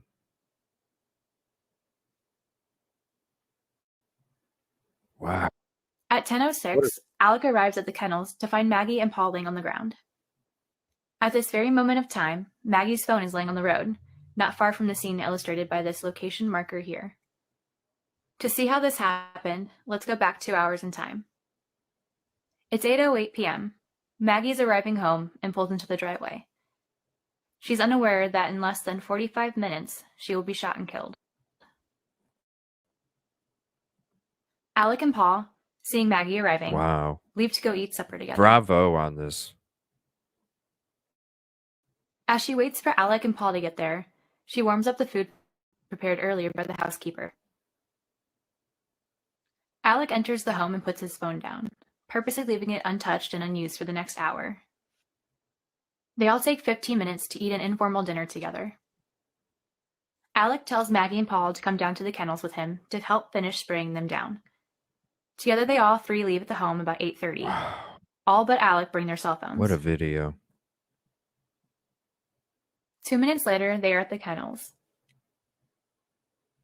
Maggie heads straight to Bubba in the first kennel. Paul heads to his friend's dog, Cash, to check on him, while Alec goes to the hose to spray down the kennel floors. While checking on Cash, Paul notices something is wrong with his tail and calls his friend. His friend, Rogan Gibson, would tell police the next day that at 8:40 he heard Alex's voice on the phone. A concerning comment, since Alec claimed to never have been at the kennels that night. If we could step outside the video and freeze frame for a second, it would look like this. Paul tries recording Cash's tail, while Cash looks through the fence at Bubba, who has chicken in his mouth. Maggie laughs and makes a comment about it. Alec can be heard in the background saying Bubba's name. A moment before Bubba walks up with a chicken in his mouth, you can hear Alec engage the hose, spraying the concrete. This is audio from Paul's kennel video, and you're looking at the spectral frequency display. I want you to pay close attention to this area here. This is where we hear Alec in the background.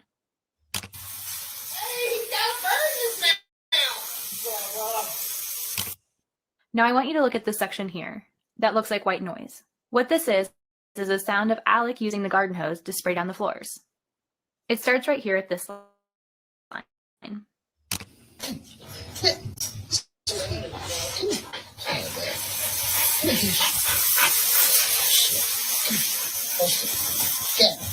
Let's go back to the scene. As Paul ends his video, you can still hear the hose in the kite, letting us know that Alec's still there.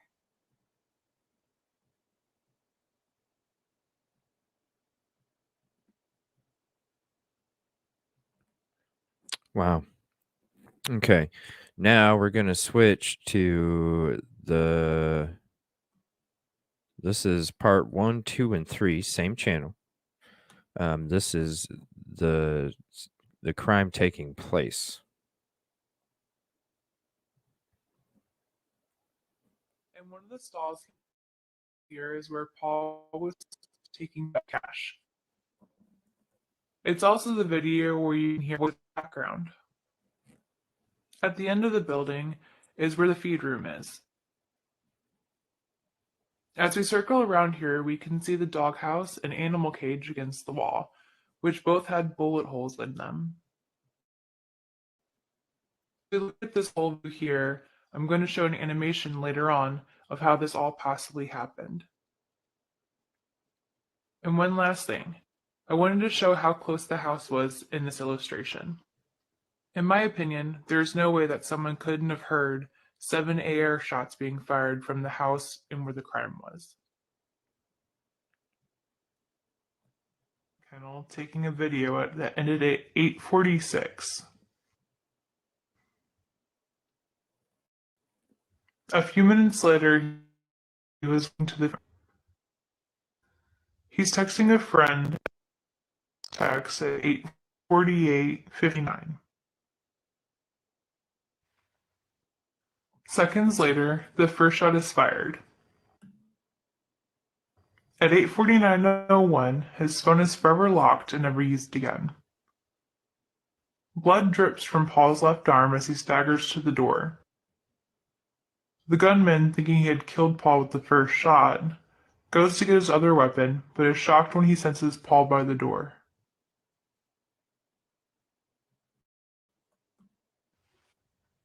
A second earlier, Maggie at 8:49 reads her last text and is interrupted by the sound of gunfire. She turns to run back.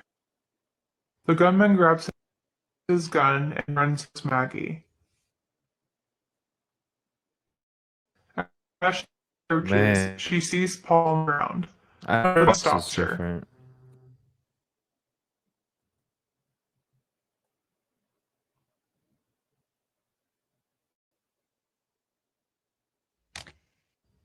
Let's rewind this so we can see the pathologist's report. Now let's circle around and see the path of the bullet.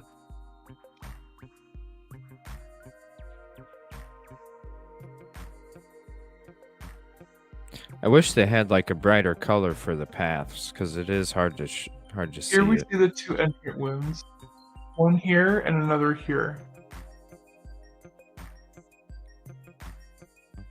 Circling around to the back, we can see those exit wounds.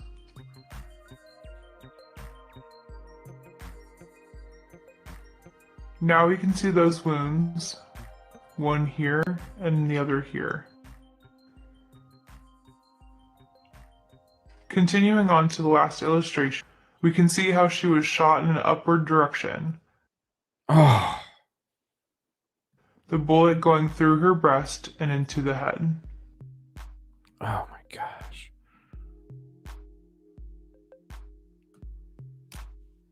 And that's what he claimed happened right here. Oh, man.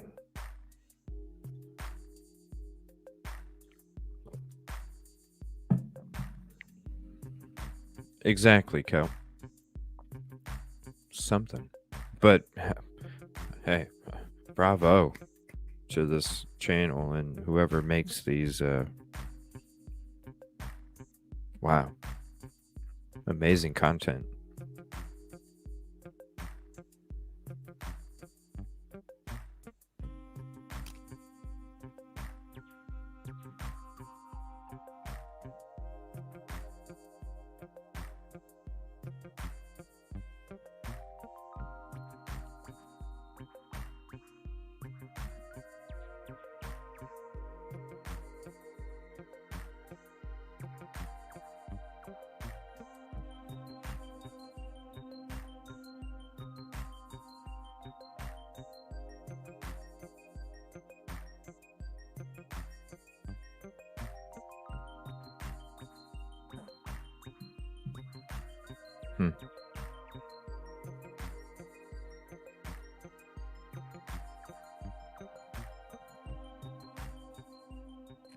Good stuff. Ooh, I got you, YouTube. I got you. Man, amazing videos by that channel. Amazing videos. Wow, I'm very impressed. Good stuff with the yeah, it's got to be time consuming for sure. I mean, hell, it's time who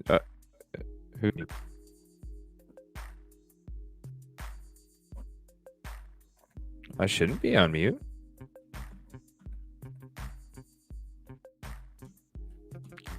Yeah, it's got to be time consuming. Because when I make these short 15-minute videos, that takes a couple hours. I can imagine trying to do something like that. That's got to take a long time and a lot of hours. But who knows? I mean, if you're, that experienced with it, it might not take but a couple hours, just like a 15-minute video takes me. Let me see. Maggie knew something fishy was going on. I don't know. Okay. All right, we're gonna go back to the folder. Let's see what else we got.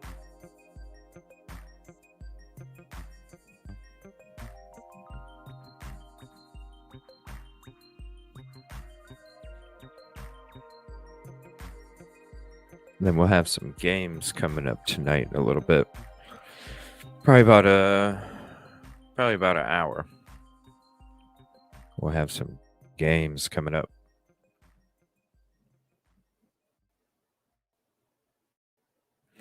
Okay. So, would you guys like to play some pool or some trivia murder party, or do you guys want to go hang out at Casino World? I'll let you guys pick. I wish I knew how to do polls. Are mods able to put up a poll? I'm not sure. I'd like to put up a poll to see what everybody would like to hang out on. See what if we want Jackbox, Casino World, or 8-ball pool. 15 minutes without having to turn body check. Yeah, I know. God, that had to be so fucking scary.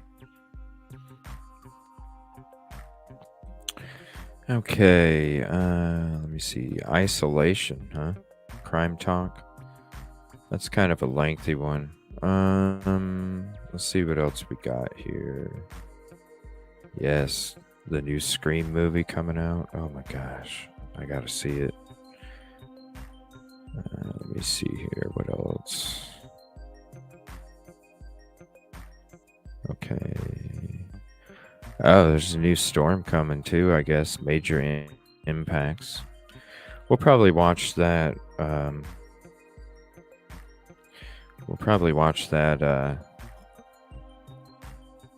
Sunday. I don't know. I'm kind of feeling like you're going to go down in pool. Are you playing on your mobile? You can play on your mobile, your tablet, your PC. And we can send each other gifts of chips that allow us to keep playing pool. You just need an email. Sweet. Took you 3 minutes? Hell yeah. Nice. Okay.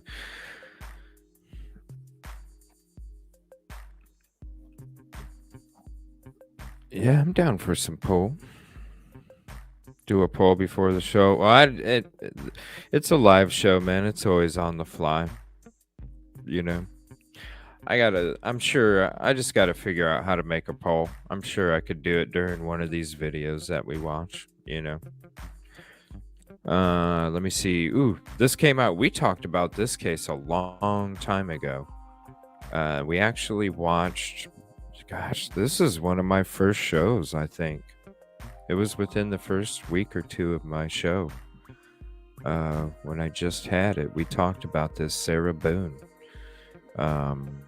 Watched the body cam. We saw 2 different versions of body cam. We saw she had just been arrested, I think, when we checked out the case, or she had recently been arrested when we checked it out. Very crazy case. This lady unalived her boyfriend. She somehow stuffed him in a suitcase. He couldn't breathe, and she even took out her phone, and they were both intoxicated. She even took out her phone, and she's recording the whole thing, and she was denying it the whole time. And and then all of a sudden, when the LE started going through her phone, they found the video on there. And then I think she's claiming that self-defense now, right?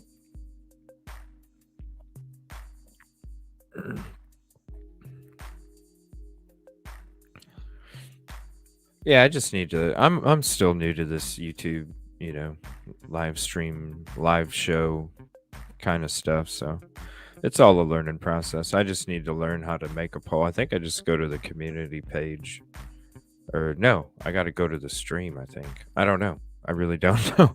I'll have to look it up. All right. Florida woman allegedly stuffed boyfriend into suitcase. This is a Banfield episode. Damn, my music seems louder now. No, it's not. We'll just turn it down a couple notches.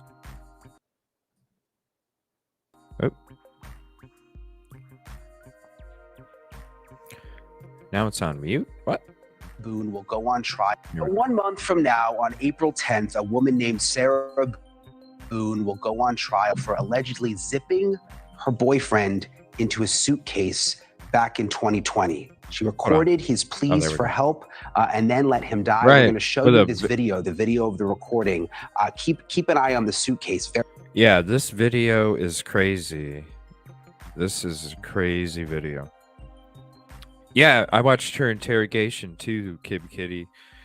That was crazy. Where she was sitting there, like basically, yeah, she was caught and she knew it. She was just trying to get out of it. Yeah. Yeah, self-defense now or something. But when they showed up on the body cam, she was like, "We were playing a game. Hide and go seek." What? Very, very disturbing to watch. Take a look.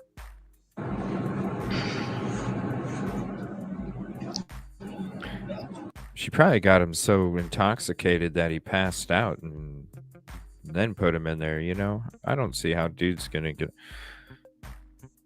I didn't know that the air supply gets cut off in those suitcases. I had no idea.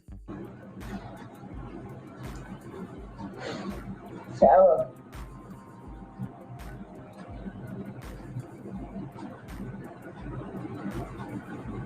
For everything you've done to me. Sarah. For everything you've done to me. Sarah. You.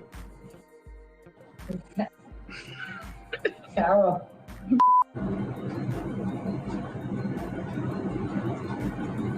For everything you've done to me. Sarah. For everything you've done to me. Sarah. You. Sarah. You. Sarah. Stupid. Sarah. That's my name. Don't wear it up. Don't wear it out. Sarah. I can't breathe, babe. Seriously. Yeah, that's when you do when you choke me. Sarah. Sarah.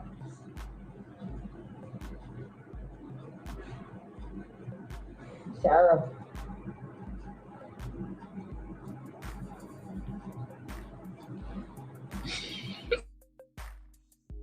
Sarah, I can't breathe. That's on you. Sarah, I can't breathe. It's on you. Sarah.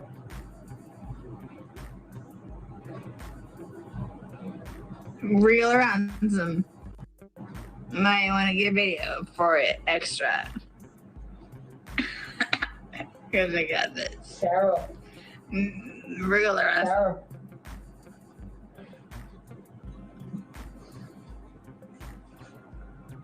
Sarah, I can't breathe, babe.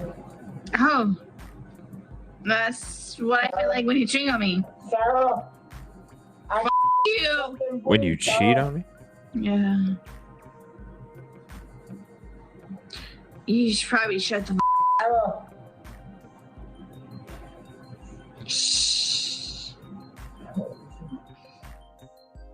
I mean, And he just said, "I love you I don't so even know what much." to say coming out of that. The man was apparently dying inside the suitcase there, and she was just recording the entire thing, and not doing anything as he continued to repeat her name. Not until the following afternoon did Boone call 911. This was in Winter Park, Florida, and tell dispatchers that Jorge Torres Jr. Was dead. Here is what she told the authorities when they arrived. So you've had a second to kind of collect yourself. Tell it to me again. You guys were playing last night, drinking a bottle of wine. Putting puzzles together, doing artwork. Doing puzzles, artwork. I had a bottle of wine and then decided to play hide and seek. Mm-hmm. So what time was that? Do you remember? I mean, I know that I was in bed probably by 12:30. Okay. Well, I went upstairs at least, and I fell asleep. Okay. Forgetting that he was so in you the guys suitcase. were playing the hide and go. Yes. And at some point, you put him in the suitcase? No, he got in the suitcase. So he thought it'd be funny to be put in the suitcase. So I was like, okay, well, I'm going to joke with you and I'll zip you up and make him, squirm a little bit, whatever it is. Mm-hmm. But then I fell asleep. Mm-hmm. I fell asleep. Where was the suitcase? Right where it is. Right down there? Yes. You zipped him in there. Yes. Thought he would be funny, a little It joke. was. We both were laughing about it. Okay. And then I fell asleep. Where did you fall asleep at? Upstairs. In your bedroom? Yes. Okay. Totally forgetting that he was in the suitcase still. Totally forgetting. And then you came back downstairs this morning or this afternoon. Yes, when I got up. What time? 12:30-ish. I was awake, but I totally forgot that he was in the suitcase. He can tell you there's a lot of things that we have been going through. Jobs. Yeah, he did tell me. Life, all that good stuff. So I just totally forgot. You began to be on. Yes. Yes. About Any what gurgle, time this morning like did you start doing that? Yeah. No, it was the afternoon. It was afternoon because afternoon. I was awake. But then I finally decided Well, to come downstairs at 12. That's what she's being charged with, Grizz. Thanks for hopping in. Yeah, it's disturbing as hell. The friendship with Ross and Rachel. Yeah. Oh, I totally forgot he was in the suitcase. What? It would have made more sense if she would have said, I passed out on the couch. But you passed out upstairs. 30-ish, whatever it is. And I was like, I forgot he was in the suitcase and he wasn't moving. Nothing was happening. So I unzipped it, took him out and started doing CPR on him. Mm-hmm. He was on his way over here. I called you when he got here. Once he got here, you called us? Yes. Okay. And air was coming out and he was gurgling, but Mm-hmm. I could just tell by looking at him. But you knew how to do CPR. You were doing that on your own? Yes. Okay. And then All the right. person that was on the phone with me also, I counted with him doing it. And he's got no medical. He doesn't take any medication. I don't know. I don't know medical wise. I know he doesn't take any medications whatsoever. Okay. The only thing, like I said, I don't know if alcohol had something to do with it, but we had a bottle of wine. Okay. All right. I want you to sit back down because I don't want Can you. I have one more sip of water, please? Yeah, go. Personal 29 residential audible 1303 Island Bay Drive. I'll do what I can to get you a cup because I don't want you to have to keep doing that. Maintenance and other department to cancel medication at the front door. Sorry for that for something time. Motor unit. Hey, you gotta do what you gotta The cups do. are right there. 044 motor unit. Right here. Don't talk to the ex-husband right Oh, now. I won't. okay? I won't. Can I have a cigarette, please? Ma'am, I can't take anything out of the house. It's on the back porch. Nope. All of it. It's secure, okay? I'll try my best to get you what you need, okay? Maybe one of these deputies has a pack from someone, sit down and I'll try and get you what you need, okay? Just cut, please. Okay. I don't want you on your feet. Whoa. I mean, hide and seek. She didn't call the police until the next afternoon. One bottle of wine, drinking out of the water spigot. I mean, there's a lot to take in here. Again, this is now going to be going to trial, which is why we're introducing you to this case. The sheriff's office said Boone's statements didn't line up with the video evidence that they found on her phone, which was Jorge begging for help, and you could hear him calling her name in that video. Court documents do show a history of domestic violence between the two. Both have previous arrests for battery on each other, and Boone's attorney plans to use that in her defense against a second-degree murder charge. Thank you for watching. Go to newsnationnow.com. Wow, that'll be coming out. So we'll be talking about that a lot now. I don't know. How do you guys think it took place? What's your opinion? Your speculation? I think maybe she got him to where he passed out and then was so intoxicated that she was able to put him in there and get it zipped up. How else would that take place? You know, would you think somebody would really be like, okay, I'll get this? I don't know. How do you think it took place?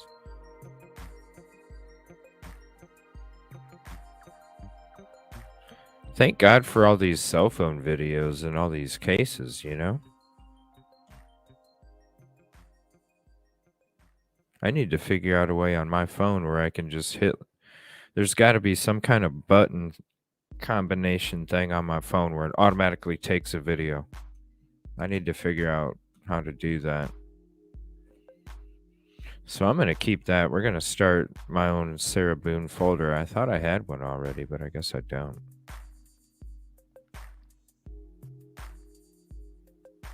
Okay. Now, this was a topic that was brought up last night, but I think we actually, hold on, Target 8, Wood TV 8. So this was 2 years ago. Man, that's 21 minutes. We might save that one. Let me see here.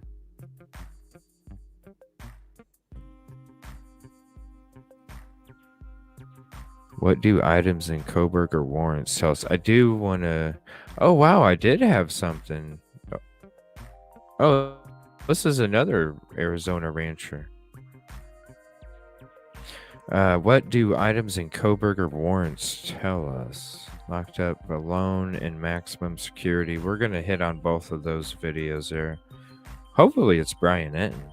This was 23 hours ago. I think it is.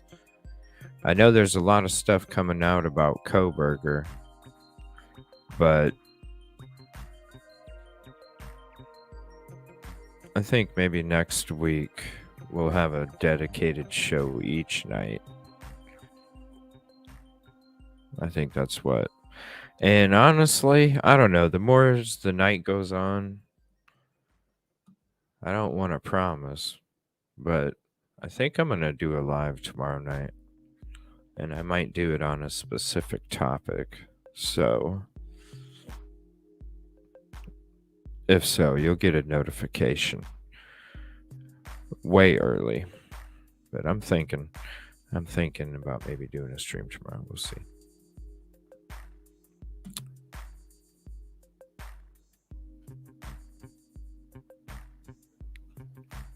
Items in the Kohberger warrant.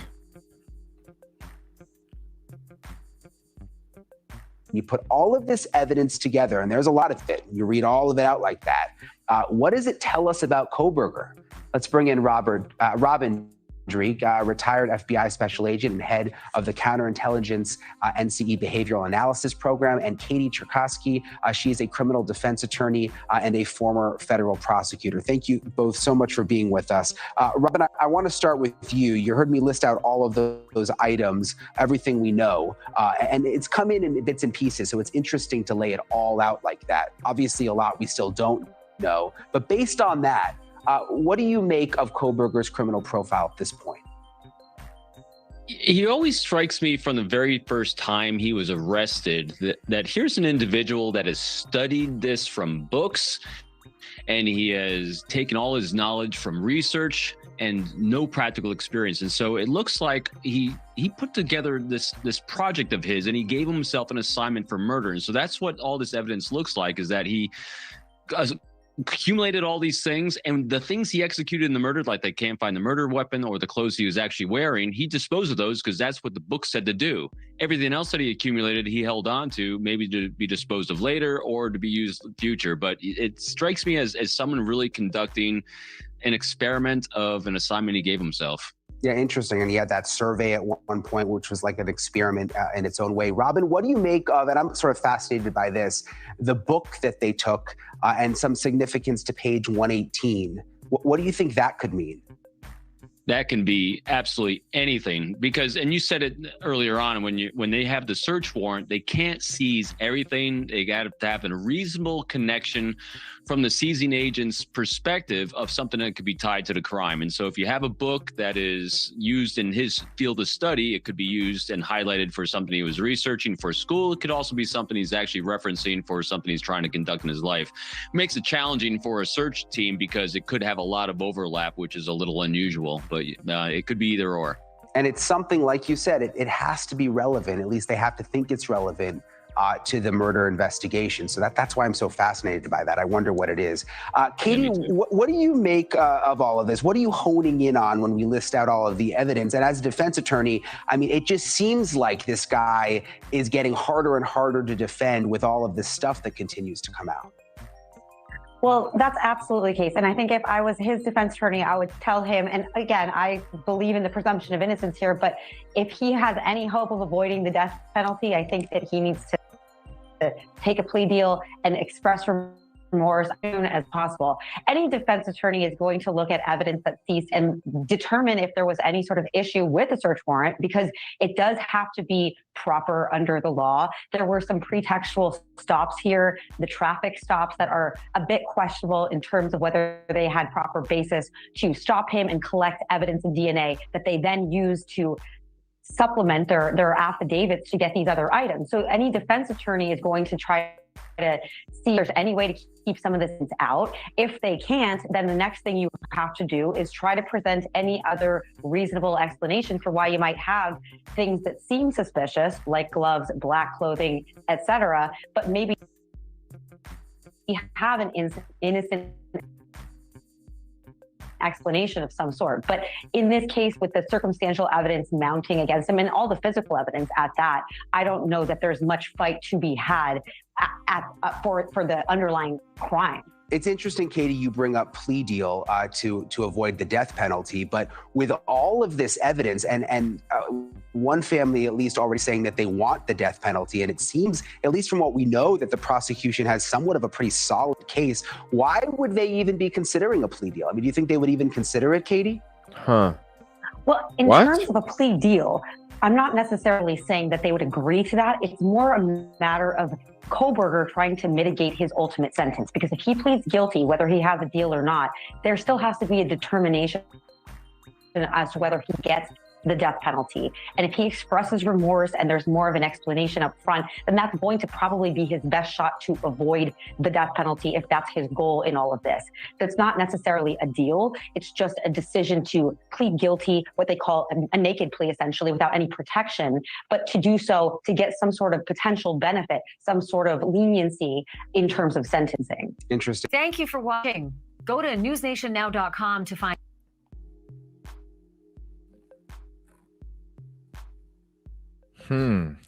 A plea deal? That's very interesting.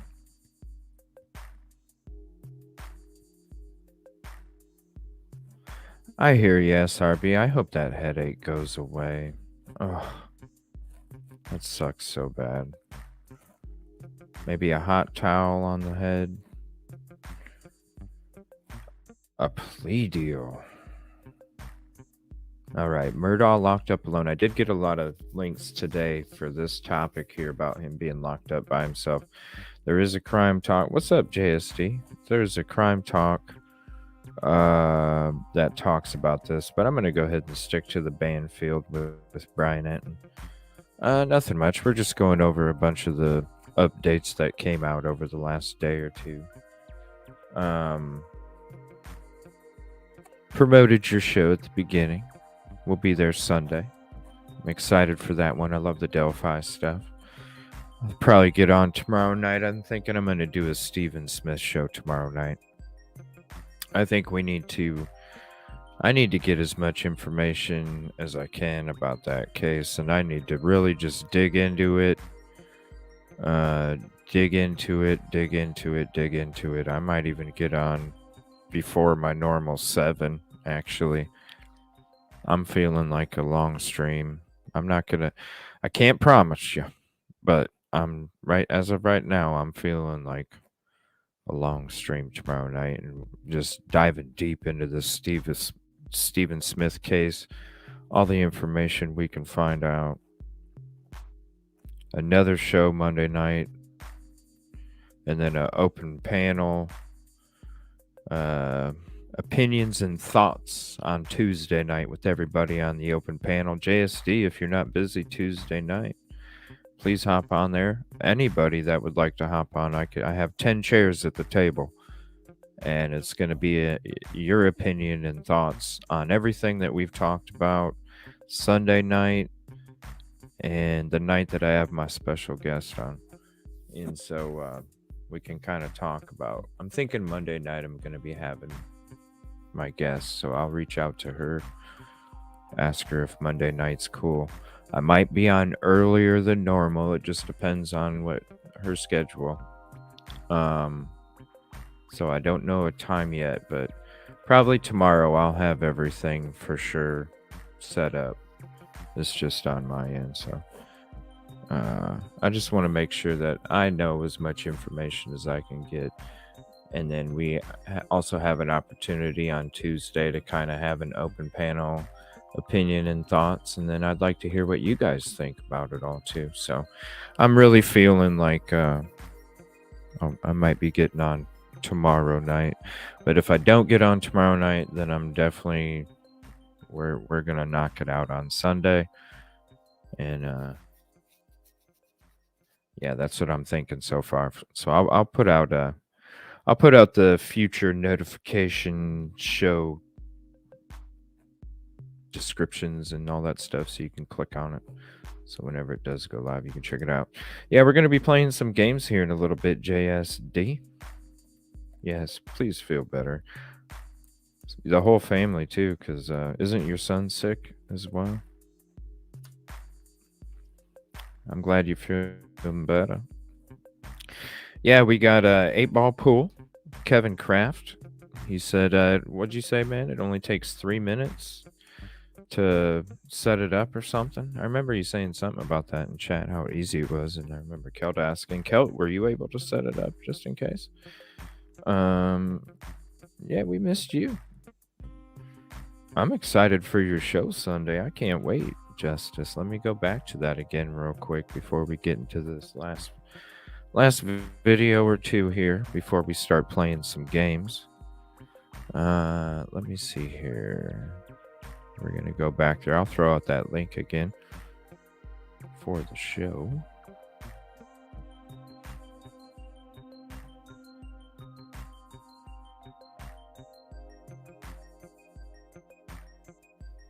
There we go. Give me 1 second.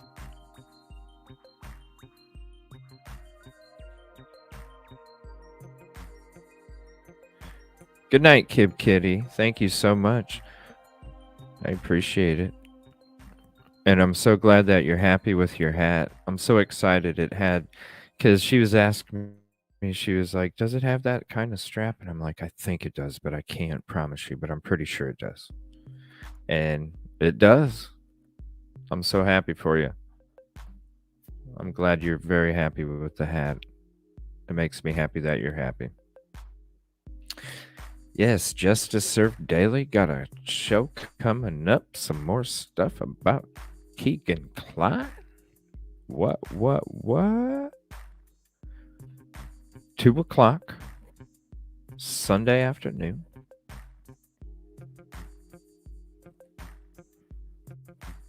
Go click on that notification, whether you're in live or you're in replay. Sunday.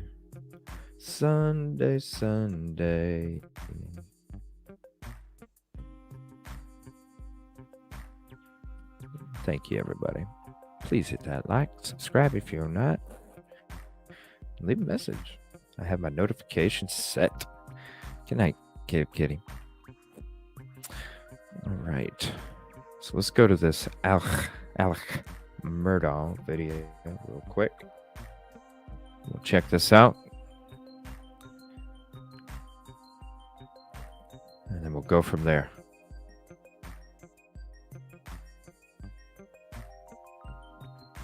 Yeah, we're either going to be doing Casino World Trivia or 8-Ball Pool.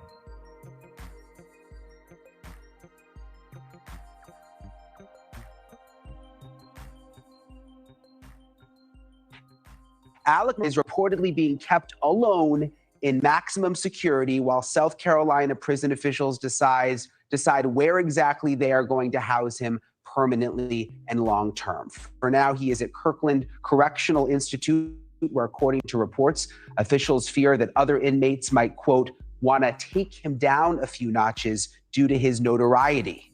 He's being isolated for his own safety, they say, but could it also be a privilege for a prominent and well-connected prisoner? Could he want to be alone? Could this be something that his high-power state senator lawyer pulled some strings and has got him a cell by himself with some special privileges? I want to bring in Larry Levine. He is the director and founder of Wall Street Prison Consultants and also a former federal inmate. It's good to have you tonight, Larry. First of all, I want to ask you about this appeal. This is new. They have filed this intention now to file an appeal in the case. Could that have something to do with wanting to get him out of state prison and back into the county jail where perhaps it's a little more comfortable? No, he's already been convicted. He's already been sentenced. Essentially, he's serving his time. The appellate process, the way it moves through, it's all paperwork until maybe they have an oral argument or they have a hearing or something. Remember that on an appeal, you're not bringing up new stuff. You can't bring up stuff on an appeal that didn't happen.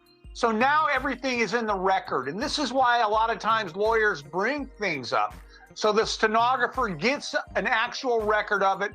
And that's the things that you can appeal. I mean, is he appealing his sentence or is he appealing his conviction?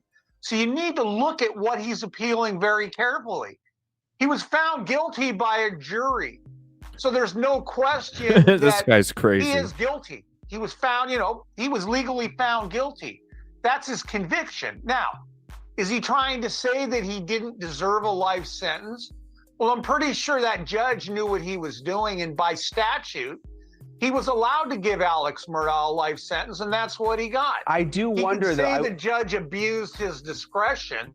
I see that all the time. I wonder, Larry, though, he's got the 99 financial crimes also. I've wondered to myself, he's going to be carted back and forth to these different counties around South Carolina. Is it possible that life will be a little better in the jail there? These prisons in South Carolina sound awful.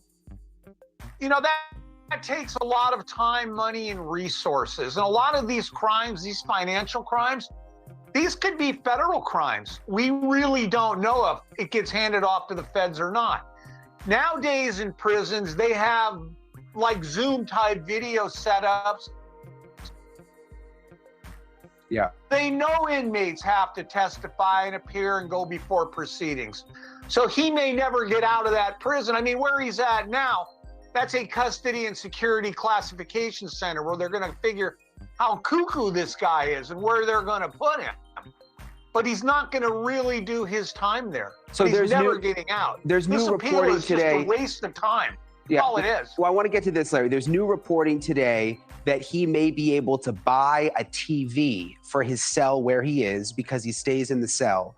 And also that he'll basically have a private prison escort anytime he leaves the jail cell. Is that unusual to you? I mean, he gets to buy his own he just went away for life and he's already gets to buy his own TV? I was in the federal system, you couldn't buy TVs. A lot of the state systems, they will allow you to get a TV. And they're like lucite TVs where you can look through them. They're made out of like translucent plastic because they figure that and they only get limited channels. It's like cable and they've got to pay for it because they figure if the inmate is sitting in his cell watching television, he's not out there fighting, stealing things, and causing problems. So it's not necessarily for the inmate. The TV is like an electronic babysitter.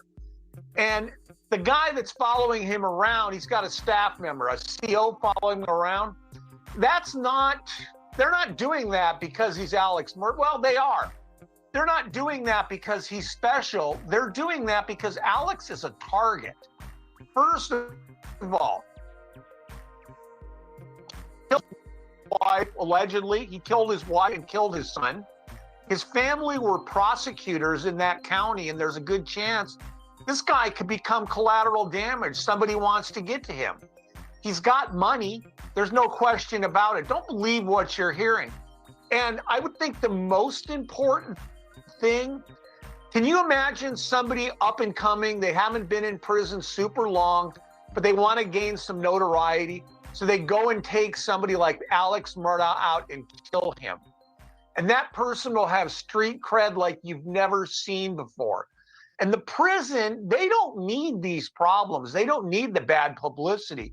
So it's easier for them just to assign an officer to essentially escort him around. So what's better for him? I mean, do you think he wants to be alone in the cell with the TV that he gets to buy and the private escort? Well, do you think he wants to be out where he can talk to people? You know, being locked in a cell all the time, that's like a county jail kind of thing. I mean, solitary confinement, protective custody, yeah, you're in a cell all the time. Prison is a big social experience. You can only pace between those four walls for so long, and then you start going crazy. So I believe the guy does want to go outside. He does want to meet people. He wants to socialize. Hell, he probably wants to get into the law library, start running a scam there, doing legal work for people in hopes that he can get people out that probably don't have a prayer, but they'll believe it because he told it to them.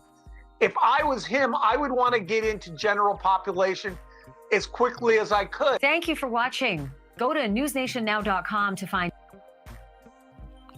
Wow, this is just coming out. Alleged murder weapon bought from Amazon by Brian Koberger. You guys hearing any of this right now?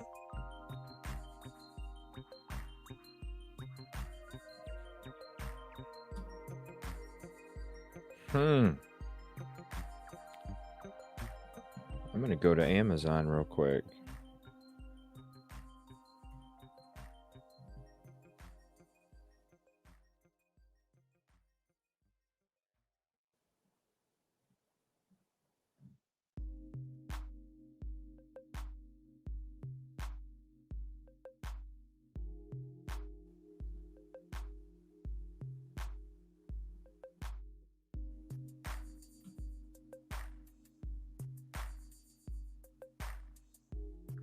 Look at that glove.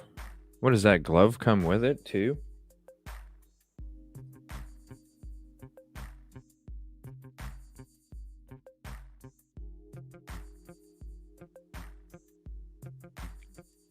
Yeah, I know. They're babysitters is what he said. Electronic and food sounds good. I'm starving. But that's later. Huh. I wonder how much these are. 87, 97, 128, 97 for the one. Look at that one. With a hard sheath.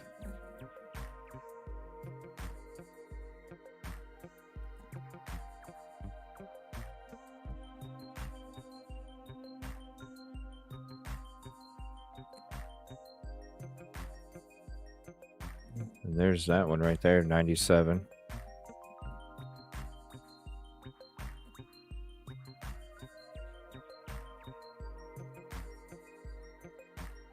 Bought it from Amazon.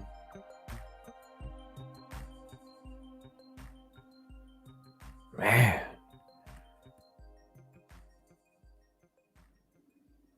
Look at all those. Just, I mean, they're not all K bars, but look at that K bar.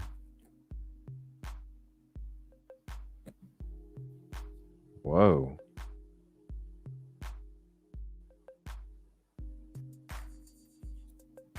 Interesting. So they're saying that he allegedly bought murder weapon from Amazon.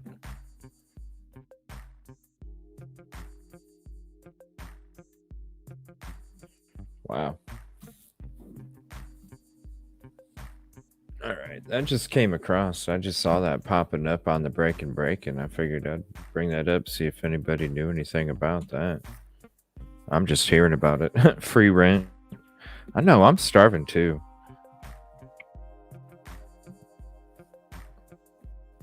I'm starving too. Oh, come on, YouTube. There we go. All right, we'll give another quick look through all the videos here.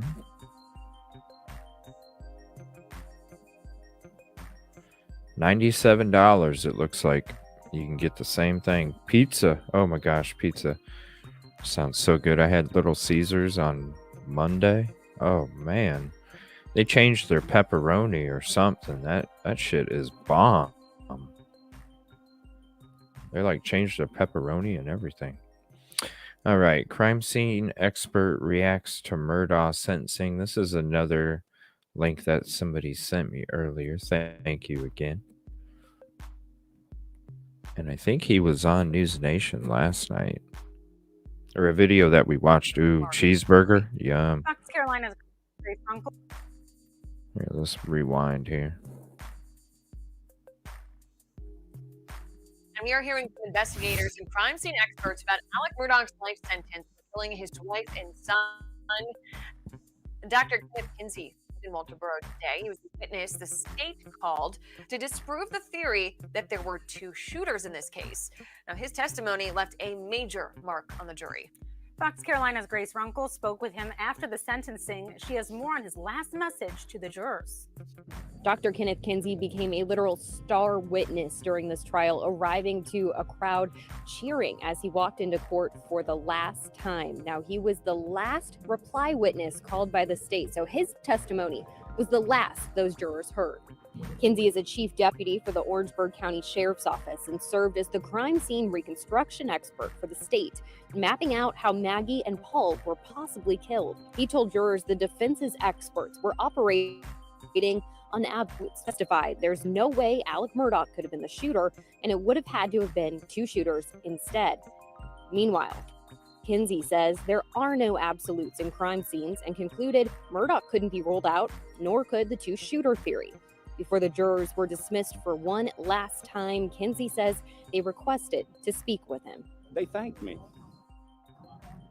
And in 30-something years and over 22 years, specifically violent crimes, I've never had that. I thank them, but they thanked me. And that was just such a humbling experience. We asked Kinsey what it was like hearing that guilty verdict come down, and he said really he has no feeling about it. What he's going to take away from this is being thanked by the 12 men and women who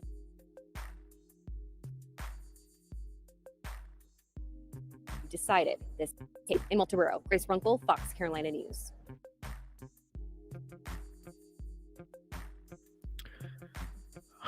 No, I thought I got YouTube. It got me again. Oh my gosh. Okay, Alec we're going to pause that. Yeah, we're not doing that.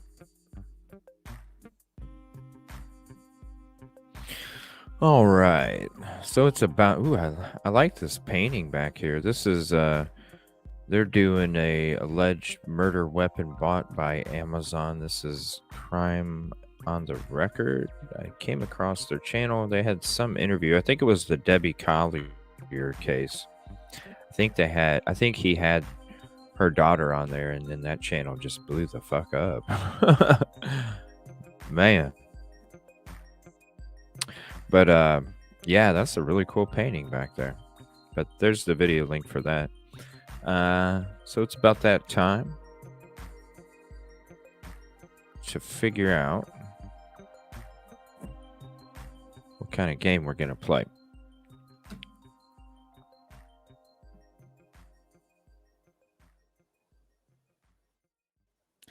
Give me 1 second. I'm letting all this shit catch up here.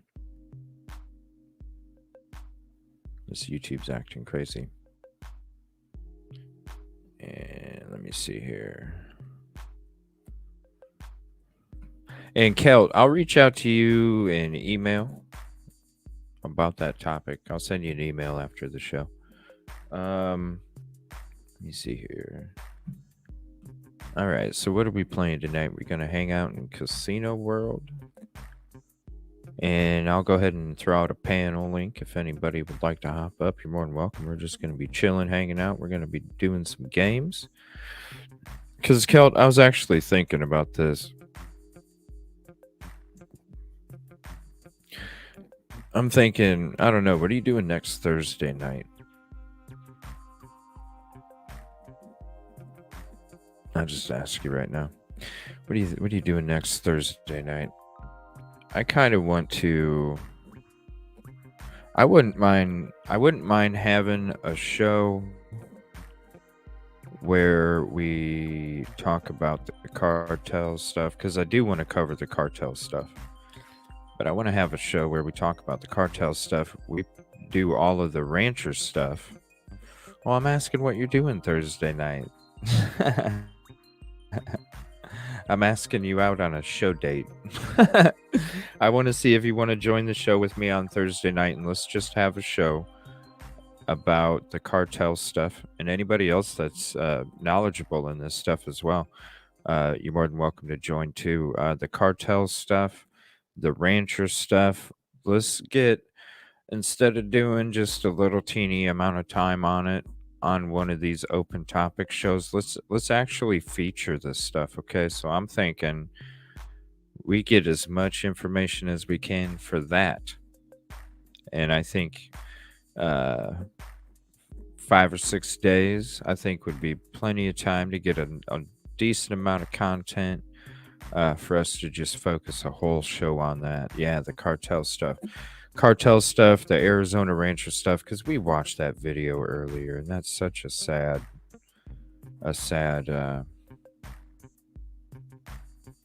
experience that they're having to go through. And you know, the older gentleman and his wife, they were probably living peaceful and living their dream out in all that property, and then all of a sudden he's like, we're allowed to live here, and I'm pissed that I'm saying that. We're allowed to live here. Very sad. So yeah, I think we should kind of just do a focus. I'm gonna enchilada. Yum. Oh my god.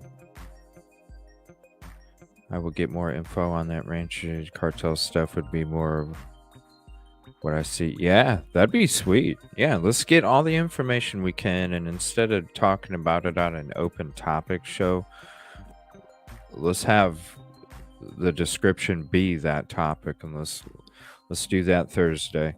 We're going to be doing a lot of Stephen Smith the next few shows. A lot of Stephen Smith. I'm going to try and cover Dylan Rounds on Sunday at some point.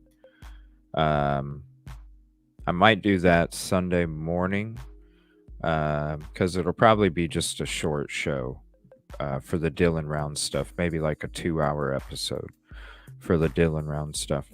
And then probably more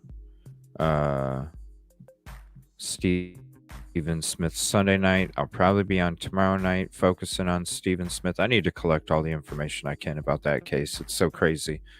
I need to try and learn as much of it as I can. So I'm thinking I'm going to go ahead and do a live tomorrow night. I'll let you guys know. I'll put out a really early notification if I am. Make it live. Oh my gosh, that sounds so much fun. That man has been harassed by oh, for decades? Really? Oh my gosh, I didn't know it's been going on that long.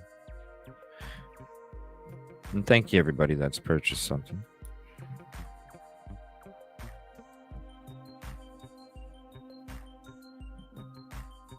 Appreciate you. So yeah, what are we playing tonight? Are we playing I need 4 or more for trivia, or we can hang out on Casino World, or we can shoot some 8-ball pool. So we'll hang out on games for a little bit. If anybody would like to hop up and chit chat while we're playing, or just chit chat, you're more than welcome. And then I'll be hanging out for probably another hour and a half, playing some games with everybody. And if nobody feels like playing, I might just do some pool by myself. But yeah, whoever would like to hop up, you're more than welcome. We'll fire up whatever games. You still here, Kevin? I haven't seen Kevin chat for a while. I haven't seen Cherry chat for a while either.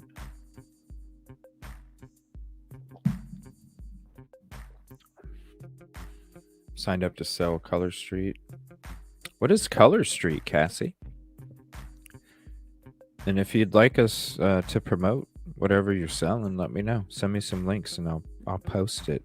I'll lose trivia. Well, we can do. Let me think here. Well, we could always do this, everybody. I'm a pool shark, by the way.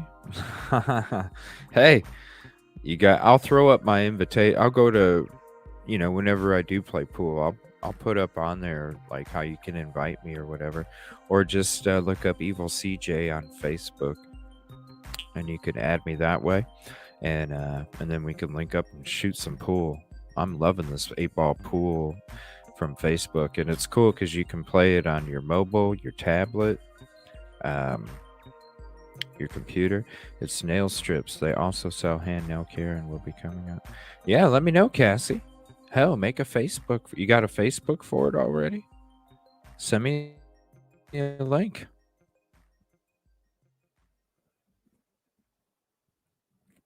That sounds like a gauntlet.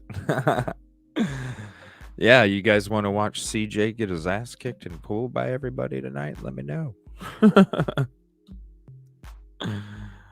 Oh, shit. Oh, look at this. Oh, wow. Let's see. Hold on a second. We got 4 pictures I can show real quick. I just got to open them all up. Give me 1 second here. This is Cassie's stuff she was just talking about. And we got 4 pictures.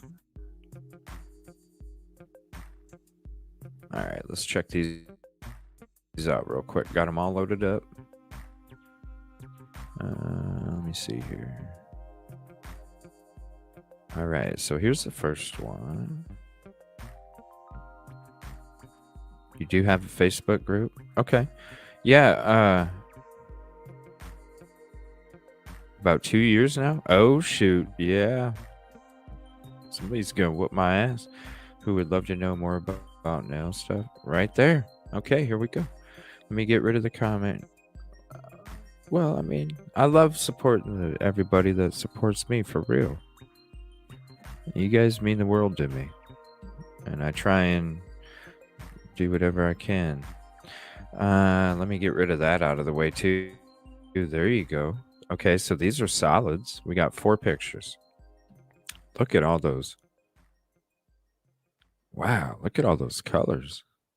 So all the ladies out there, if you're interested in these, send me the link to the Facebook group, Cassie, and I'll put that up too. Whoa, look at all those glitters. Buy 3, get 1 free, 13 each. Do you sell this? Yeah. But I love it enough, so I'll make it awesome. I'm excited for you, Cassie. I had no idea. Look at these. Ooh, look at these. It takes Tucson, it's called, and it fades. Wow. How do you hue? Look at that. Here, let me go back to this other one and we'll zoom in a little bit. Show you all the different Shangri-La. Look at that. Wow.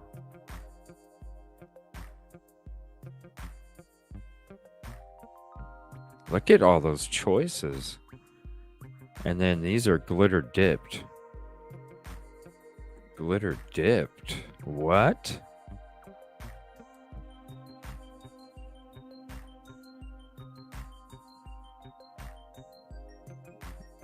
Glitter dipped. Never heard of that.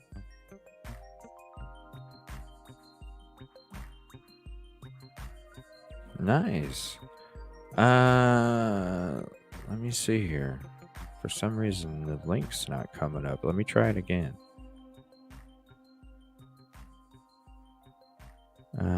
Yeah, for some reason, the link's not coming up, Cassie.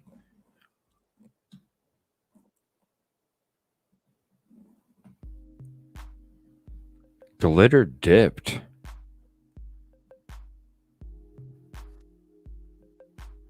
Glitters. These are the coolest right here. Nail art.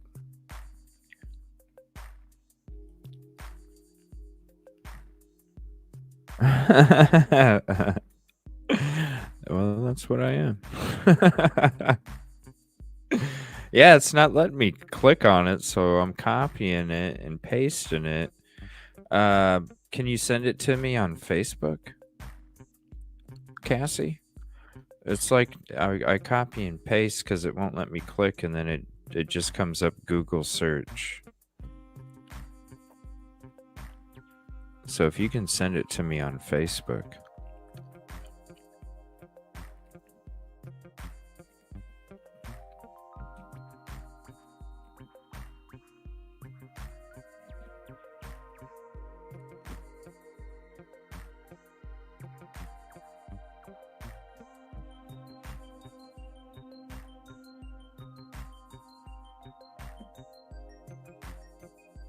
Yeah, I want to. There, maybe that link. Yeah, I was trying.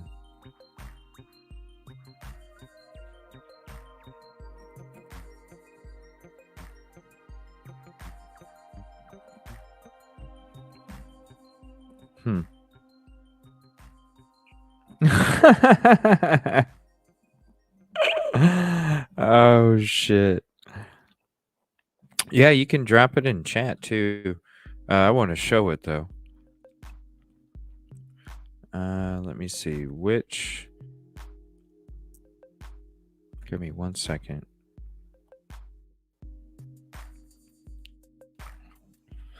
Bum, bum, bum.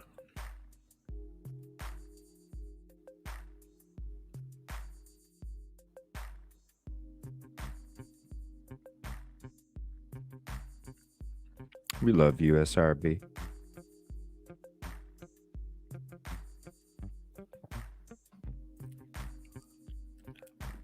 Okay.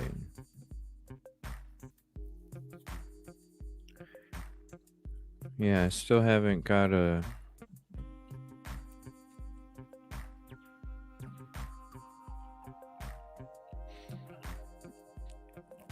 Well, hell, you know, I'll throw it out there when we're playing some games and stuff. Everybody got to see these. That's awesome.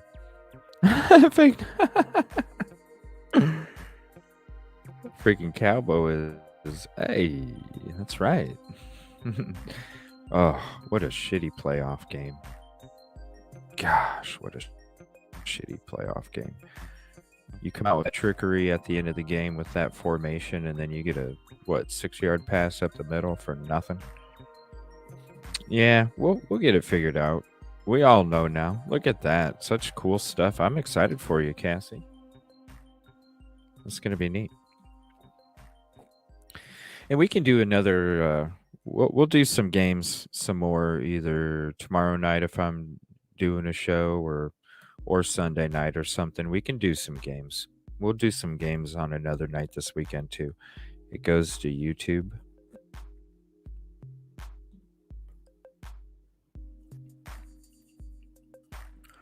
Let me see. I didn't get that.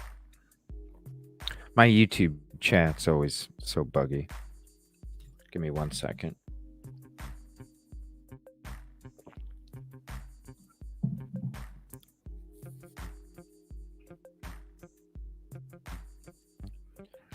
Oh wow, it's still on a... last video we watched. That's why I apologize. It's so hard for me to get links off of YouTube because it's so delayed. I'm trying to subscribe, Cassie.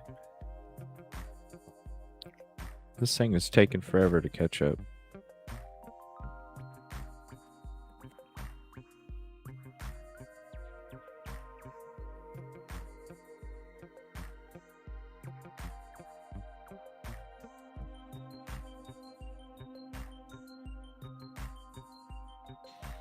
Yeah, seriously.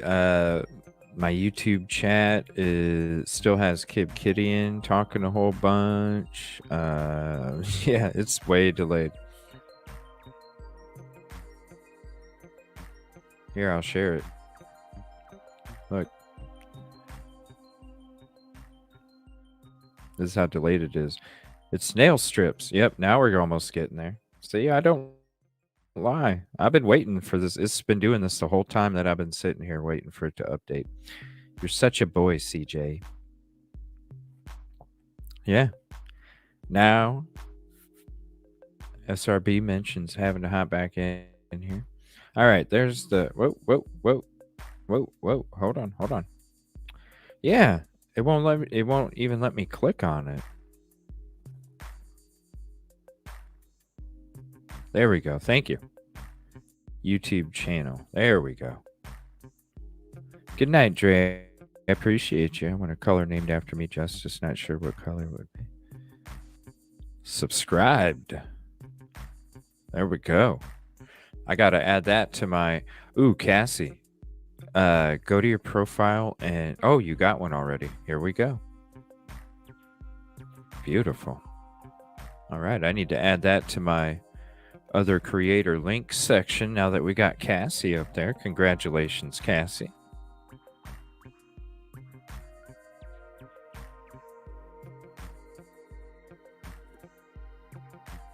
Now we can create something for Cassie. Cool. Thank you, Kelt. Appreciate that.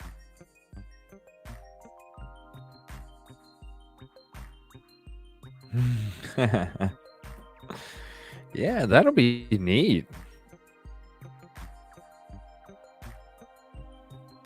Hey, girls. This is what I currently have. Endless options of Mick Manny's Addicted. So this is a picture from SRB of her nails.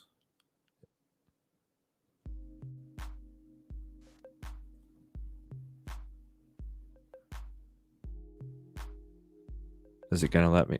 Wow, look at that. I like that rug too.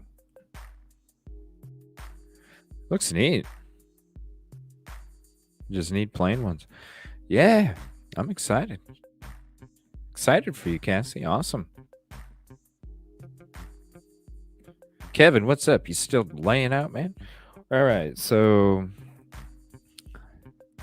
no, I'm telling you right now, like that's one thing that I love seeing is some nice nails, you know.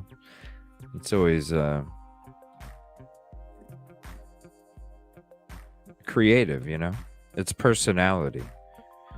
You always it's always personality. All right. Let me see here. How do I click out of this? There we go. Add to bag. Pedicure colors.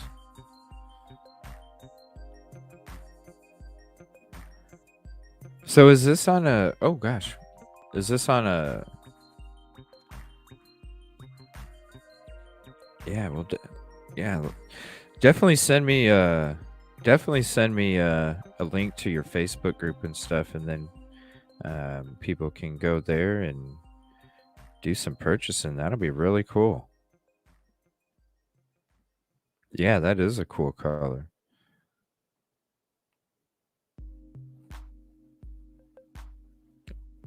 Kev's still playing.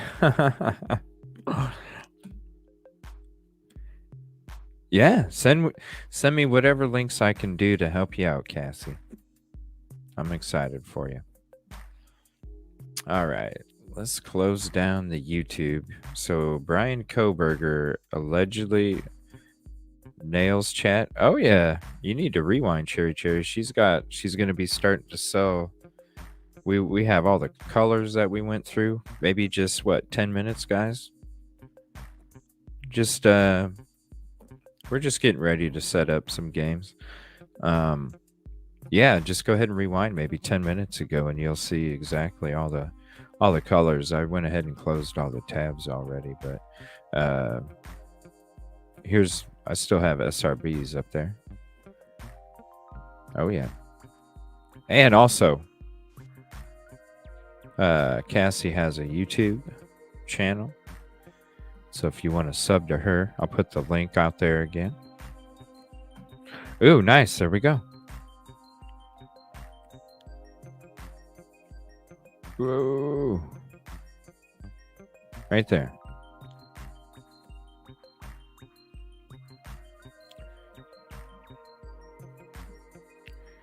Now let's see if YouTube will catch me up again.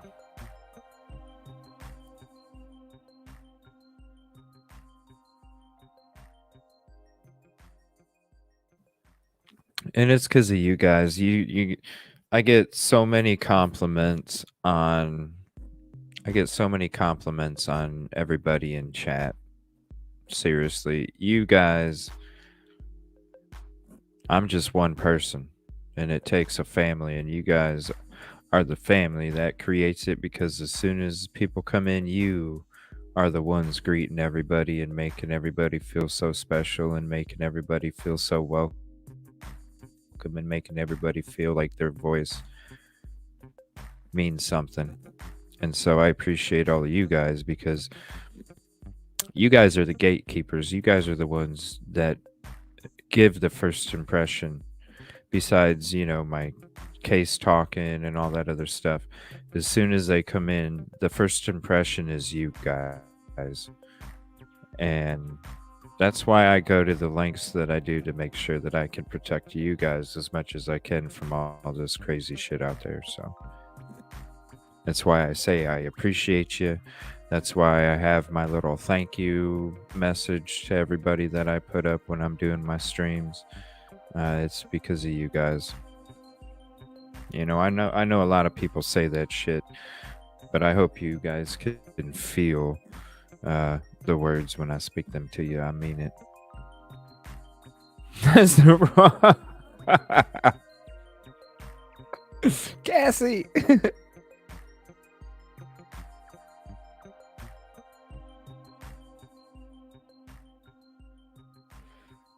Good stuff. All right. So what are we playing? We doing some pool then? Gonna watch CJ get his ass kicked in some pool.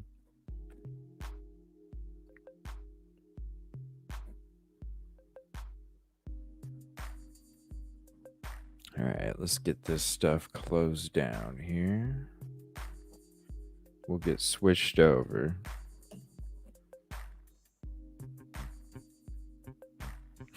There you go. There's the link, everybody. There we go.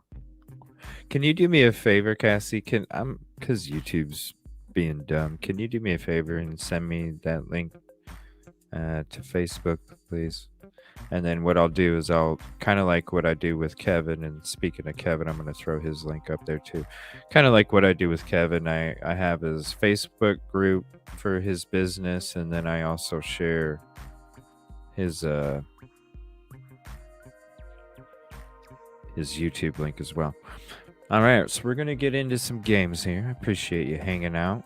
So I guess we're going to watch CJ get his ass kicked in some pool.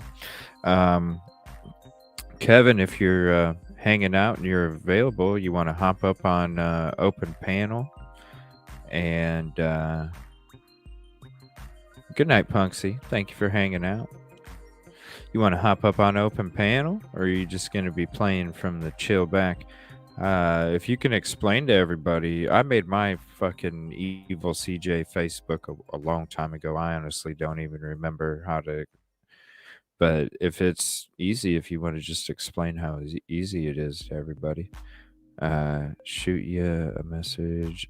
Yes. I got a shit ton of messages. I'll be getting back to them tonight for sure. And let me see. What else? The link. Nice. There we go. Clicked on it. All right, here we go. Your stylist. Oh, I'm in the United States. Get out of there. Color Street. So let me add this to my links. And I'll get you a other creator link section. So that way, whenever you hop in, we can start promoting all your stuff.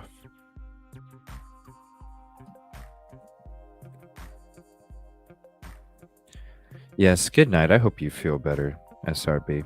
Sorry you don't feel good. All right, Kevin Kraft is joining. We're going to switch it to rock music. And then, Grizz, if you'd like to whoop my ass in pool too, we can do that next. What do you guys want? Do you guys want... it's a dangerous website. You guys want some rock music? Or do you want some of this lo-fi with this heavy bass? Because I was listening to this the other night when I was playing pool too, and I was like, ooh, I like this chill back beat while I'm shooting some pool. So there's the retail shop. Let me go ahead. Oh, I got to get Kevin up here. Are you ignoring me still? No, I forgot. Here we go. Have fun on games. Dude, I've been talking this whole time. I hope you feel better. Oh, I couldn't hear you because you were backstage. You weren't on the stage. Oh, you're putting me on the backstage. Well, that's weird. No, you automatically come into the backstage until I bring you up on stage with me. Oh, okay. So you're just afraid I'm just going to talk trash this whole time, huh? Yeah, you can if you want. I'll talk it too. Yeah, I've been talking trash this whole time, but you had me in the backstage so nobody could hear me. Oh, really? I had some good lines going there, dude. Oh, well, write them down, Eminem. I don't want to write them down. I'm in the process of making the last pen I need to get done today. I don't have time to write it down. Oh, how much is one of them pens? What'd you say, 10 to 80 bucks or something? It all depends on what you want. But yeah, that's my current price range. Is the most expensive I have is $80. As my girlfriend looks at me with her mouth wide open. What the hell? I'm going to put up his link so you guys can check it out. Well, they're all refillable. It's not like a one and done deal. It's, you buy it, it'll last you forever if you take care of it. He's just finishing mine now. Nice. Are you going to take a picture? Don't mute me. You going to take a picture of it when you're done? If she lets me. It looked pretty cool on your stream. Was that the one you were showing on your stream last night? Yeah. Actually, it was. Yeah, that one looked really cool, man. Yeah, now that it's all polished up and sanded, it looks even better. This is Kevin Kraft's YouTube. I put the link in chat. Oh, hey, I recognize that. Or not YouTube, Facebook. Facebook, That I looks mean. like Makeup. That looks like my shop. You should Are do that, stalking me? Justice. Do you have a hidden camera in my shop, dude? You should do that. No. Hey, can you tell everybody how easy it is to set up that alternate Facebook for the, for the ultimate protection for us to play pool? All I did was log out of my main Facebook account. I saved my details so it would automatically log me back in when I was ready. And then there was an option to log in or create new account.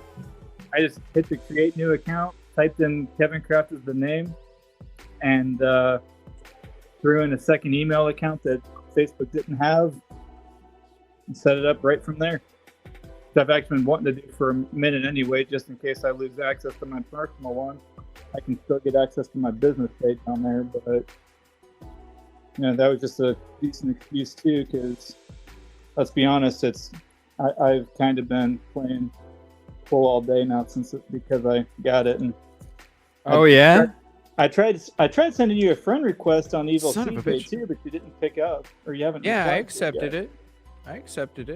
Okay, well, I gotta. It was probably before the show because when I came home, dude, I was so tired from this week and all the work. I got off early today, and then I laid down, took a freaking nap, and didn't even wake up until 6:15, and then that's when I got to all my socials and stuff. So. Gotcha. I do have it accepted, so we will be able to play up on there. I will chat with Okay. y'all in just. Okay. Good night, Cassie. Thanks for sharing all your links. I'm excited for your new little business there. That's awesome. And And it seriously, looks like all the ladies are too. And seriously, Cassie, if you're anywhere near Akron, Ohio, hit me up on Kevin Craft because I can get you in some. I'm always looking at shows around here, so I can do my best to get you hooked into stuff. Nice, bro. So that'll be really cool. Hey, when I started a little over a year ago, I didn't have anybody, but I found a couple of decent groups that I got into, and that's where I get 90% of my shows from. And then I'm always looking for benefits and stuff if I can get to them as well. So nice. That'll be really cool of you, man. Appreciate that. Oh my God, and if you guys want to, if you guys want to see all of Kevin's fish and his frogs and all that stuff, go to last night's show. In the beginning, the first hour and something, really cool seeing all the fish, man. Thank you for doing that last night. That was cool. Appreciate that. By the way, my pen is gorgeous. Yeah, I was gonna say when I saw that in your stream last night, man, I was like, dang, that's a nice freaking cool pen, man. Well, and the thing I like about all of mine, I only make pens that were refillable, which you can get inks pretty much at any office supply store. So it's not like it's a one and done deal, which is why I do charge a little bit more money. But I mean, I've got a bin of blanks here that, I mean, I'm looking at probably $150 worth of blanks in a small container. So I mean, wow. I'm really not making much with how I price my pens out, because some of the suppliers I get stuff from, they tell me what they sell on average, and I'm usually coming in under the lowest average price for what people are selling them for. Yeah. So, and I mean, I make enough money to where it covers my show, puts a little extra in my pocket. So I'd rather come in I'd rather give you a great $100 quality pen for $30-40 if I can. So right. I mean, that's just in one day, one day it can get there. It's just that grind we got to do, She is a keeper. She likes your pen. Well, I would hope so, because she literally picked out the blank, picked out the pen kit. But that's why I wasn't on live earlier. Justice, hop on in. Yeah. Oh, it's all good, man. But it's just a hangout. Yeah, so I'm thinking about doing a show tomorrow night on the Stephen Smith case. I need to learn a lot about it, man. Yeah, from what I've heard, that sounds kind of messed up, though. Like, yeah, the whole he has a details relationship about with it. the dude, and then to hide it, they kill him. Like, really? Yeah. Yeah, some South Carolina justice, right? Yeah. Yeah, it's it's not cool. So I'll have my special guests, and I do want to focus a lot on that topic, because I feel like I don't know, there's a lot of fishy ass shit, and it's been like that for a long time. And we really need to get into it, especially with them saying that they found out the reason they reopened the case was because of the stuff they found in the investigation into Maggie and Paul's unaliving. So it's like, what was that piece? I want to figure out what was that piece. Give me 1 second, Cup. I'm just getting her loaded up here. So let me screen share that. Let me shut this down real quick. 1 second. Okay. Hey, I see myself covered in resin. Stop screen. Now I need to share this other one here. Give me 1 second. All right, we're gonna switch to just look for Evil CJ on Facebook. First name Evil, last name CJ. I had to make it that way. Ooh, I got a couple boxes to unlock real quick. And I need to open this one.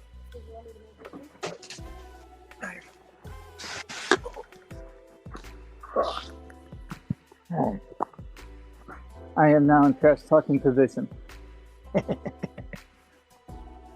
All right, collect my free rewards. Just a couple coins here. All right, you need them coins because, man, that's how you play. Okay, so play with my friends. So I'm gonna. What?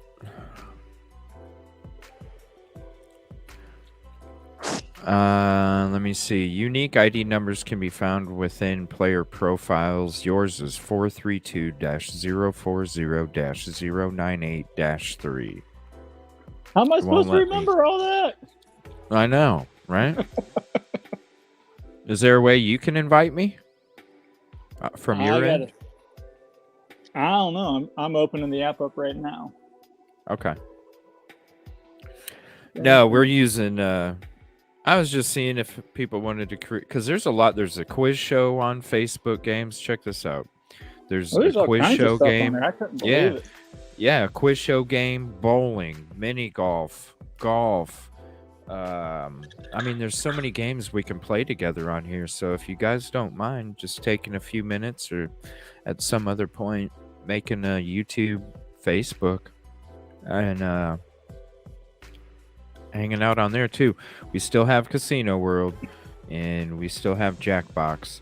I would definitely like to try out this quiz game show. If there's enough people that maybe one or two more people, well, we can at least try it out and see what the quiz show's like, because I think it'd be really cool. You know, maybe we can make our own custom quiz game show with this Facebook game. I haven't checked it out. It won't let me check it out because I don't have other people to play it. So maybe we can check that out at some point. But let me see here.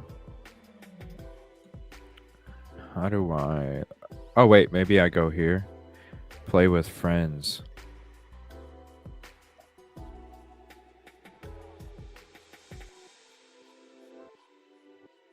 Yeah, I just clicked play on mine with you, and it just Kevin Craft opened up a random. Let's see. Oh, clubs. I made a club too. Can I invite?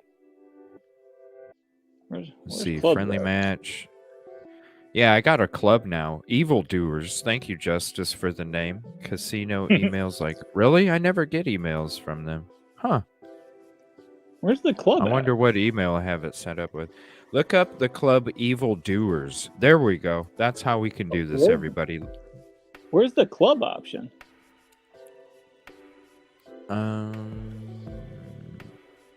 Here, hold on. Club option is in the top left.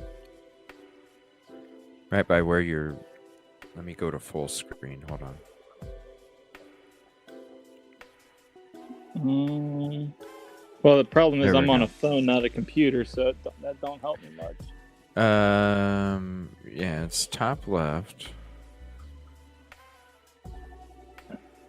And if you go to the club is Evildoers. It's the Tree of Life is the logo. And then you can request to join it. I can accept your request, and then we could end up matching up against each other on here. I just tried to create a different account. I think I just messed up a lot of things. What? So how'd you do it, Kevin? I just logged out, made a new account, it logged me in, and I can log into. I can switch between my accounts. Everything's fine. And I'm horrible with computers, so if I can figure it out, not that bad. Or I got super lucky. But where on earth is the club option?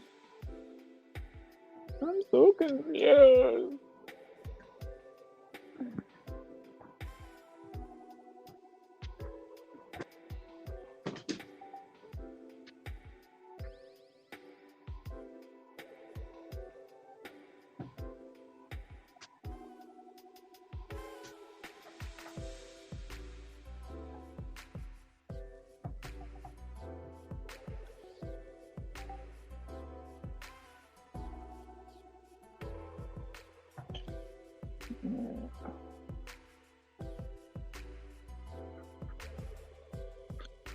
Eight ball.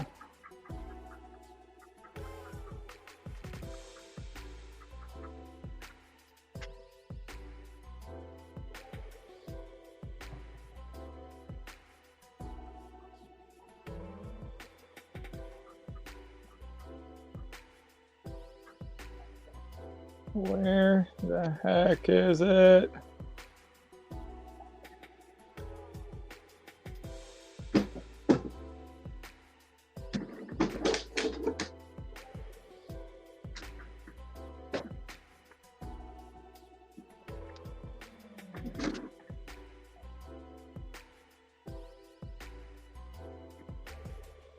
Why can't they just make this easy?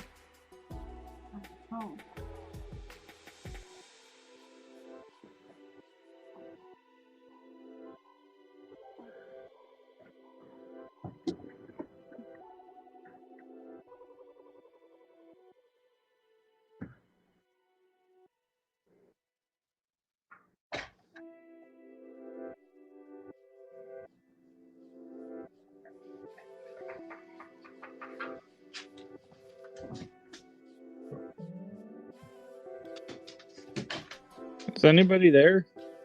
It's all quiet. All right, here we go. Sorry, man. I was trying to figure this out. You should have got an invite now. So what I did... Here, let me go back to this. What I did is I searched your name. First name Kevin, last name Kraft. Now I went ahead and added you as a friend if you want to add me back. And I'm going to challenge you to a Miami Beach match. So there you go. So all you have to do is go to friend, or here, let me walk you through it. All right, so you go to play with friends. You go to the friend search, okay? Or down here, invite friends to join 8-Ball and you get 500 coins. You go to find new friends, type in first name Evil, last name CJ, just like it shows on the screen. Then you click on search. It's going to say no users found because it's me. But that's how I found Kevin Kraft. So it says I sent you a challenge. Did you get that? I'm not seeing a challenge, but are you in? I did send you a friend request on there too. I didn't see either of those, but I'm in a match. Oh, is that why? Okay, let me know when you're done with your match. And then it says I sent... I got in a match that said it was with you. Do you got a picture of a dog on your profile? No. Nope, Okay, it's... I don't know what... How can I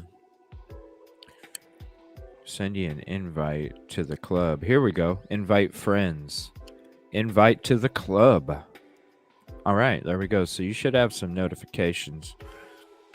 You got a club invite and a friend figure out where the invite. notifications are at. And there's my club ID if you need to search by ID. Are you in here still, Grizz?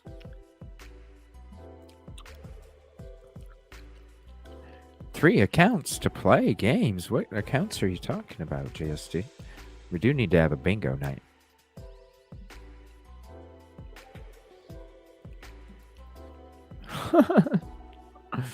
Use the same account. JSD.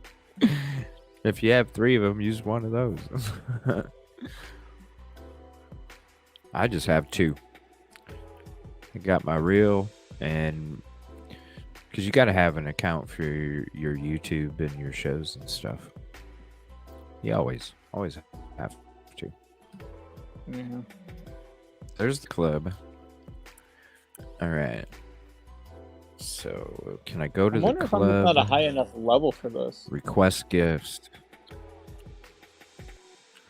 What level are you? Because I think you have to be 6 to join the club. I don't even know. To join? No, you might not have to. But we should be able to play. Hell, I was playing when I was like rank 3. I was playing people that were like rank 200. Here we go. Challenge. Let me know if you get this. We'll go at the London pub. How about that? I might have sent you to a table that you couldn't play yet. Oh, you put your real name on your fake account? No. Oh, damn. Yeah, that's that's not good.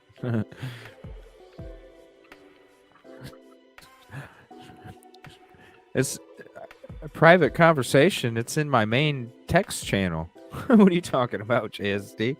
They call those DMs. You get that? You get that, buddy? I am not seeing anything.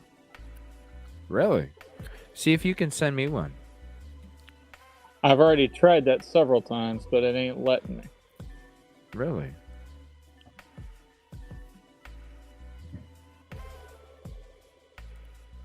Let me see. It says sent.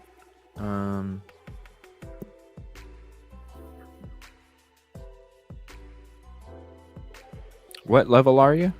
I'm 6. It won't even tell me. By your name? The star? It Maybe doesn't even reset tell me your my phone name on then. here. Yeah, maybe reset your phone. Or whatever you're using. Restarting. Hey, my game disappeared. Now my dog's whining.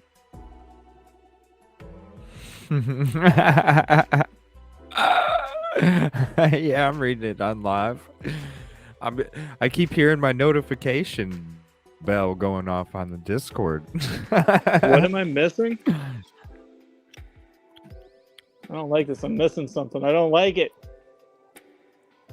That's when I kick your butt. How dare? How dare?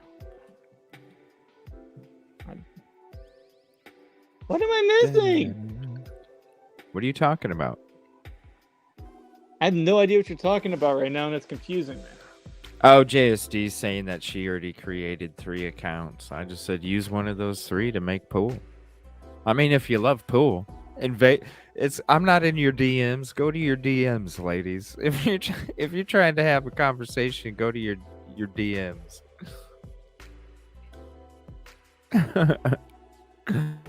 That's what they make them for, ladies. This is my main channel. Listen, you know what? You two,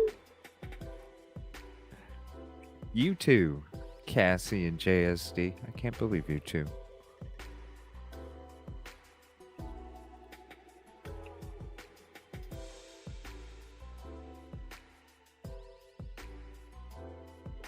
I'm not sure how to cancel it, Keld. I never had to cancel. What'd you put your real name in there for? Nope, I'm going to make it bleep all night. Well, go ahead. I'll just keep reading it.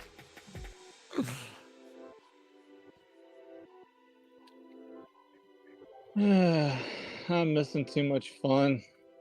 But hey, my phone's officially rebooted, and it says Kevin Well, Croft in the background. it means you got to get. Are you on Discord? Because if you're on Discord, then you would see it too, just like everybody else that's on Discord. They're all. See, they're saying it's a private conversation, but it's not, because it's actually sending out notifications to everybody that's in my Discord. So everybody's going to be able to read it. So really, it's not a private conversation. But yeah, let me know. Just search me on Discord, Evil CJ number 2540.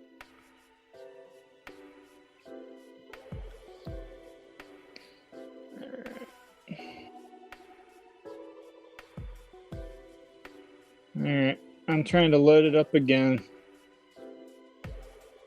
The exact same screen. Beep. Evil CJ. All right. Let me go back to it here. Let me refresh mine too, just in case. I'm right here, buddy. All right, we'll refresh mine as well. It literally let me into a match after I hit play next to your name. And it's literally a picture of a dog. No, it's my YouTube picture. I know, that's why I'm confused. Let me see here. Connecting. And all right, focus mode on. All right. Challenge. Ooh, that's a reward here. See friends. Challenge. Okay, now let me see here. We'll go to London Pub. How about now? Is that one working? I'm not seeing nothing.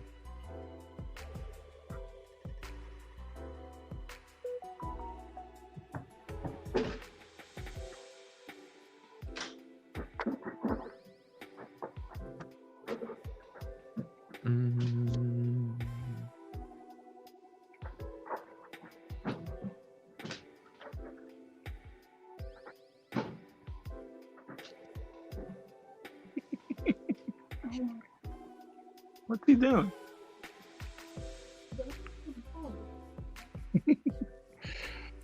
Oh, man. Okay. I got one other idea. I wonder if Facebook's out of date or has an update.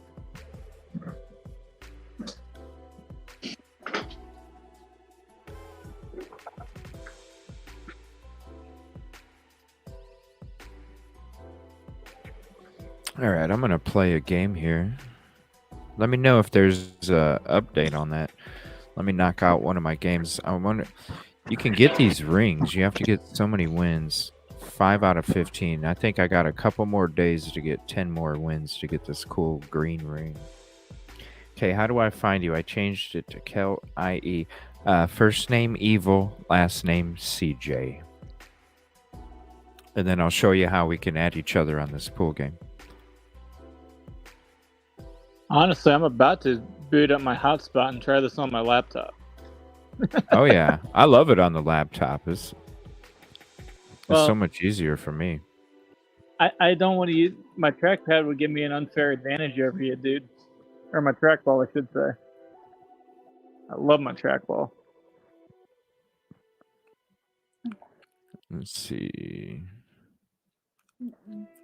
What am I? Oh, there's nothing taken yet. Whole bunch of stripes together. Let's go solid.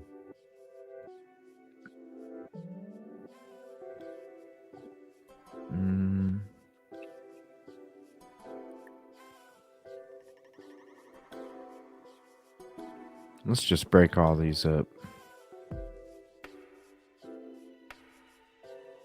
I got a solid in with some slop.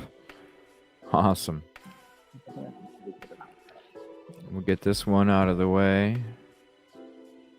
Amy. 8-ball pool. Right. I'm determined to beat you today, dude.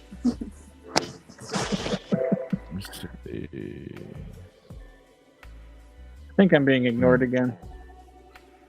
I don't have a shot.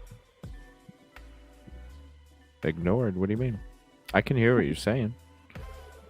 You weren't acknowledging it. What? What's up? Oh, nothing now. I just want to make sure you're still, able to hear me. Yeah, I can hear you. What? Did you ask me a question? No, I was just talking a little trash.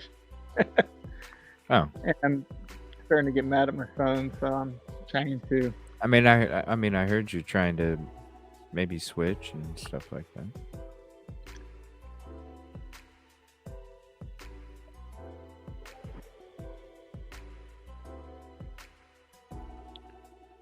Something about that sound. I'm probably gonna miss this one though.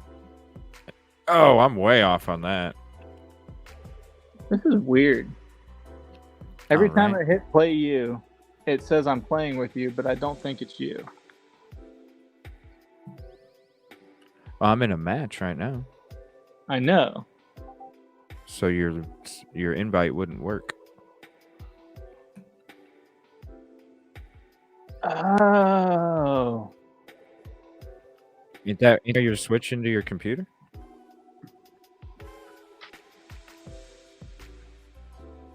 All right, I got see your how it works. invite. It'll send you a what I There you just hit, and then we have to go back. Okay. I see what it's doing now. What's up? What's it doing? It should have sent you a message when you're done with that to where you'll take a shot and then it should send it back to me. Which is dumb, but hey. What? That's weird. Yeah. It's like a texting game now. From what Huh. I'm Okay, I'm almost done. I just started one, so Let's see. of course I like to clean the board, so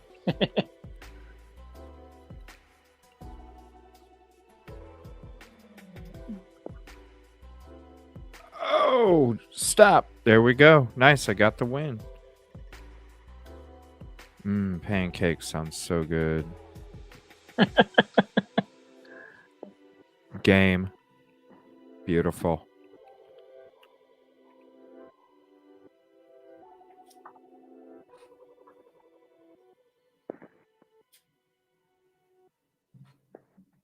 Tweet.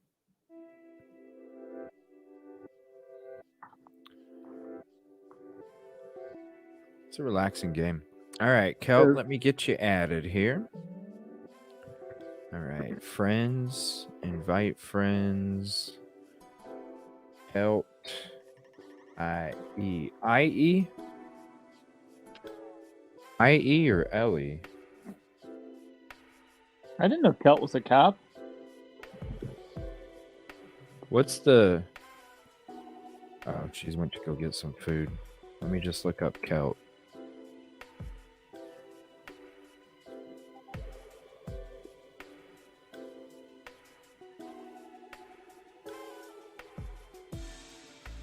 Beginner, maybe this one.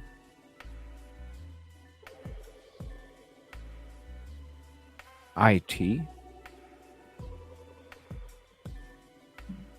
I thought it was. Hold on. I thought it was Kelt IE. I would make sense to run a normal for 2, like a second account. Let me see here. Don't Yeah, hurt it's your brain. IE. Okay, so you sent me a link. So it goes through Messenger. All right. So Kelt IE. Yeah, it's Kelt IE. Capital IE. So maybe that makes a difference when I'm doing the search. So let me try that.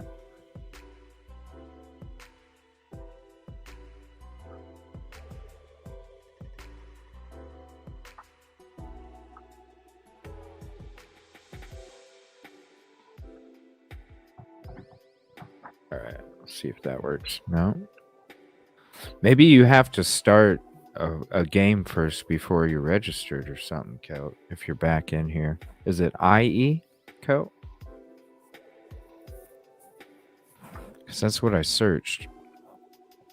I don't know, but you'd think they can make this a little bit easier. Yeah, especially if it's tied in with Facebook. Yeah. Like, come on. We can't get Yeah. this. Yeah, we're friends, but I'm trying to put you on here because this is how you have to send it. Then you have to collect it from Messenger. I don't know. Something weird. Maybe that's initially how you started.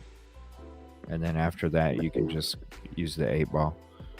All right. So let me go to this. Are you still in your game? Yeah, it's almost over. think All I'm right, let me go back to trying to search Kelt then. Let's see.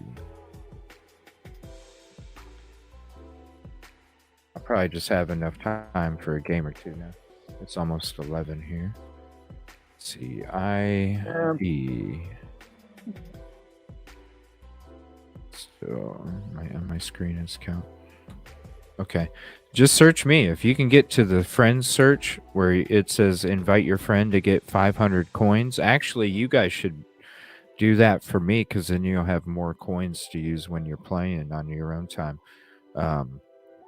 First name, just go up to here to you invite friends. Just type in evil for first name and then CJ as last name, and then send me an invite, and then you can have the 500 coins instead of me. See, that's the funny thing. Doing this on my phone, I don't even have a search bar. Huh. You can also look for the club Evildoers. EVILLEDOERS, one word. EVILE.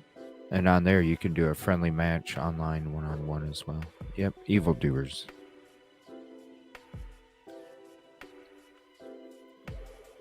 Yeah, it doesn't come up for mine when it says when I hit play with friends.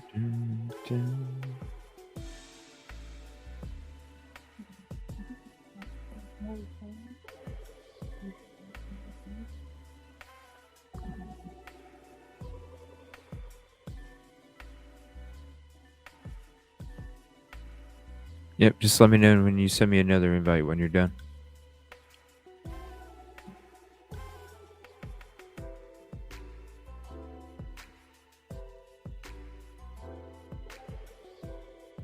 So I'm 9 wins away from that. I think it resets on Mondays. I'm not sure yet. I went into games and searched. It's 8-ball pool. It'll have the logo with like a 8-ball and then a flame. Yeah, I can't find you or Kelt. I'm so confused. What, you're done?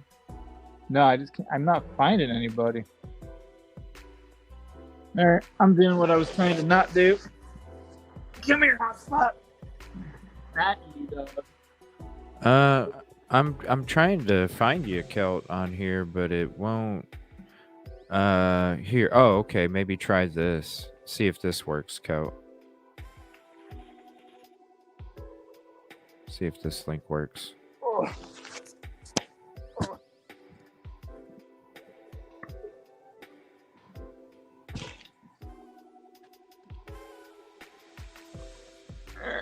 Let me see.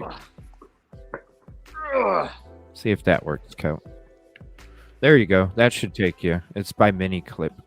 And then with the mini clip, you log in with your YouTube, Facebook account.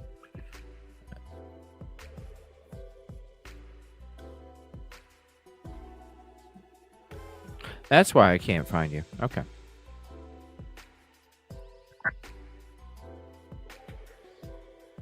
Making my brain. Damn, you still playing? You missing all them balls or what? No, What's up, Kelt? I'm transitioning to my laptop. Okay. Because I'm over this. Because you got your cheating device. It's not a cheating device. It's just better than any mouse I've ever used. Where'd you get it? Trackballs, man, it's the way to go. Where'd you get it? Staples. Staples? Yep.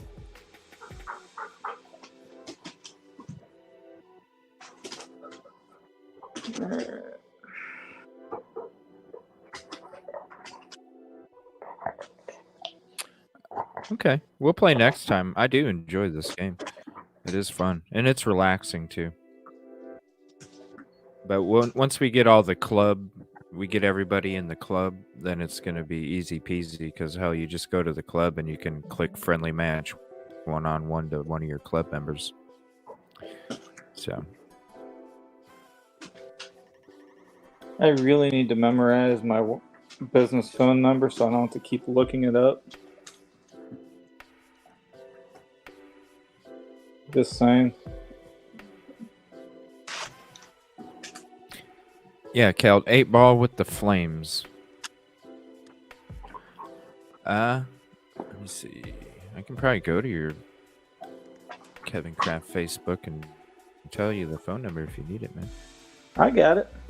Yeah, it said I haven't had the account long enough. No, I appreciate it. I'm just sitting here chilling back till about 11:30, and then I've got to hop off.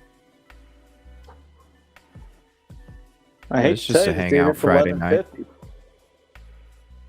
No, where you're at, not where I'm at.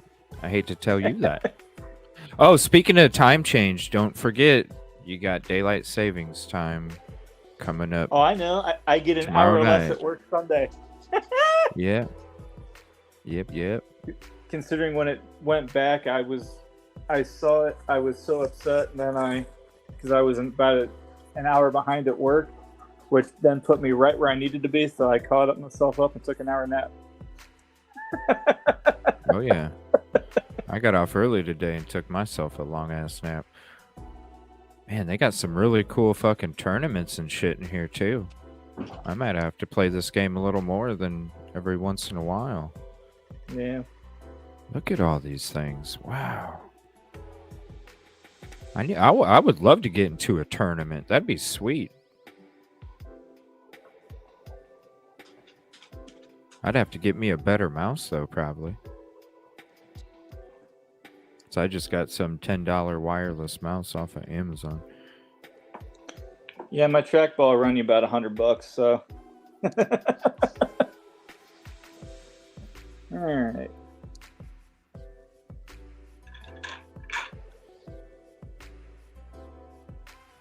Yeah.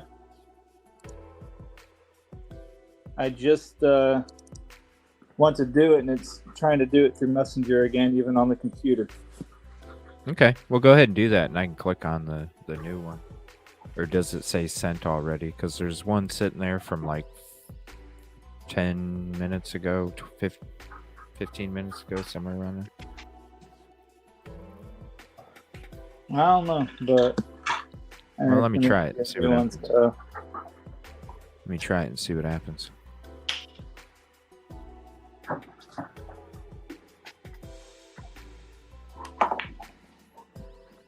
Alright, play.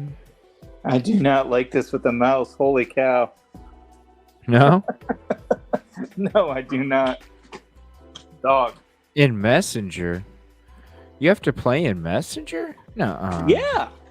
That's what I'm saying. Yeah, we gotta get you in the club. We gotta get you in the club. Let's see here. Tutorial. Dang it. I keep clicking out. Yeah, it's making me do some tutorial thing. 1 second. Congratulations. Okay.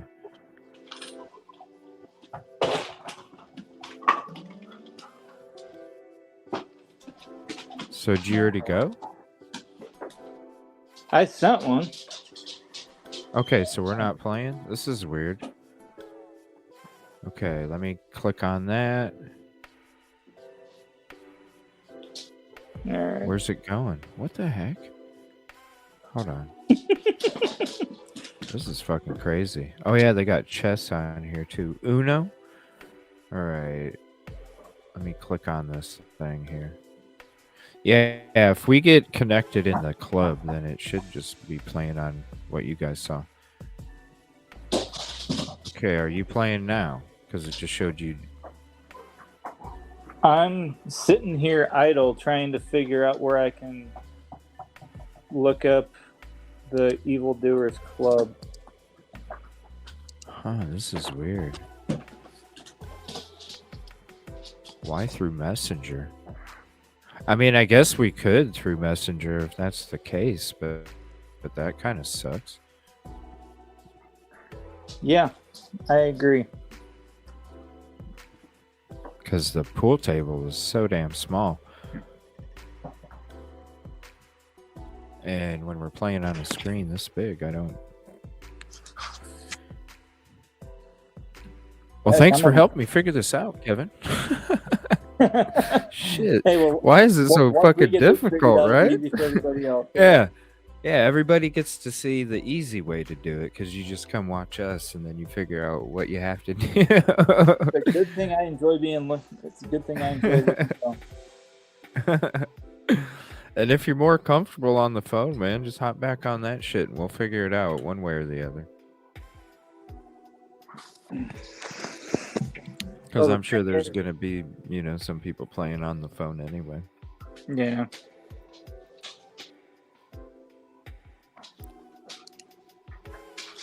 I know if I'm playing on mine, I can't stream. The screen is so small on it, so I have to do it on the PC.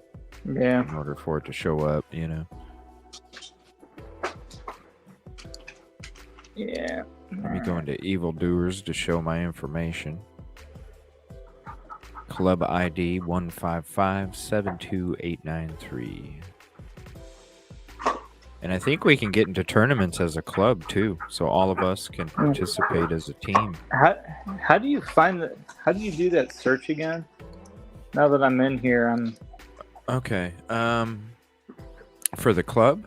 Yeah. Okay. The top left. It's either the top.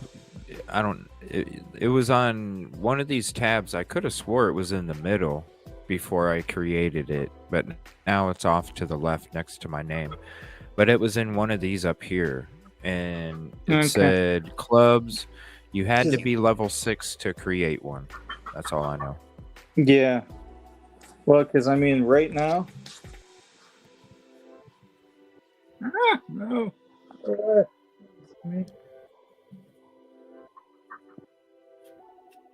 What? Yeah. Well, I guess that'll work because, I mean, that's all I'm seeing. So you don't see clubs? No, I don't see Really? anything.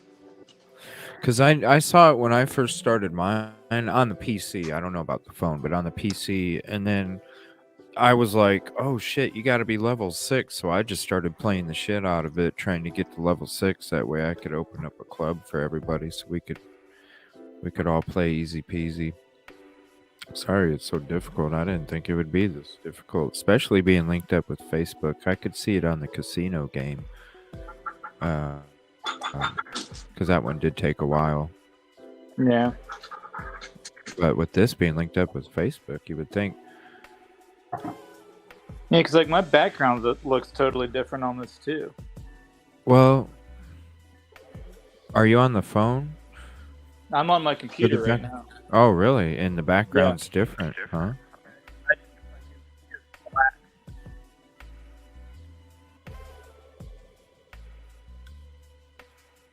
I'm wondering if there's multiple. There's not multiple pool games, is there? I don't know what you're saying, man. There's not You're multiple muffly. pools on here, is there? You're still muffly. I heard multiple something.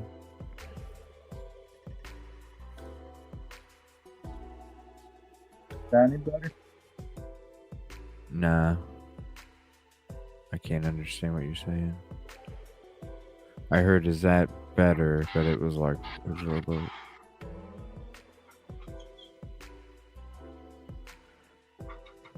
I don't know what's going on then.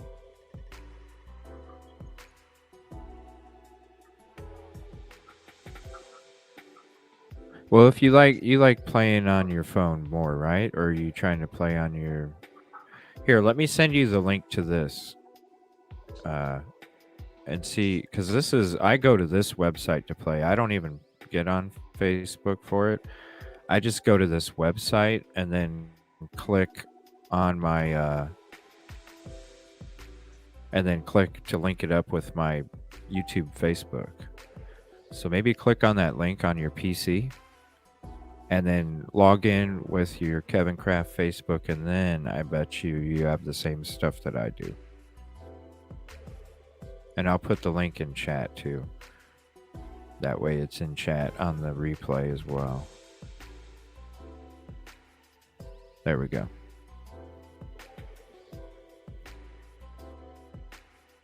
Because really, I'm not playing on Facebook. I'm playing on the Mini Clip website. And when you log in with Mini Clip, then you log in with your YouTube, Facebook, and that's where so that might be why there's different screens, I'm thinking. Might be. Of course, now it's not going to let me in because I didn't use an email from my stupid Facebook page. Or if I did, I don't know what it is, and I can't find the stupid thing. For your Kevin Kraft? Yeah. I think it shows it here. Let me look up your Kevin Kraft because I think it shows it on your. I'm already in the settings for it. Oh, okay. MyYahoo.com.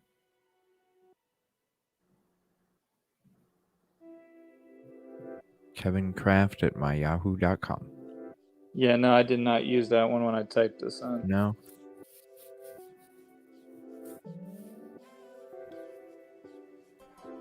Okay.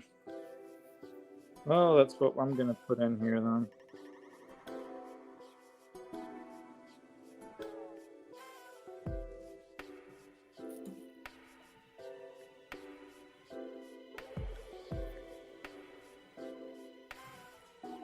Good night, Cherry Cherry. I'll be hopping off here shortly myself.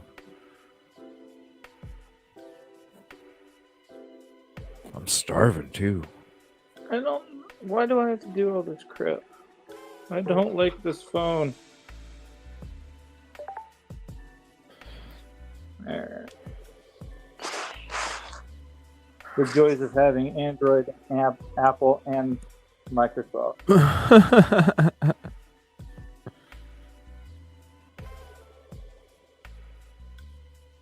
And then my fingerprint reader don't want to work on the phone, so it. Oh yeah. It's telling me you have to use your fingerprint. You only have 7 more attempts. So, Oh wow. Yeah. I just thank you, closed Cherry that out. Cherry. Thank you, Kel. It's all good. We're figuring all this out. Because this is going to be a fun game, especially when we can get into tournaments together and stuff. And if you guys are playing, Grizz is in there too. We get some. It is a catchy game. It is peaceful. It's relaxing. I enjoy it a lot. They got chess on there, all sorts of stuff. Uh-oh. That's weird. My chat feed just disconnected and reconnected.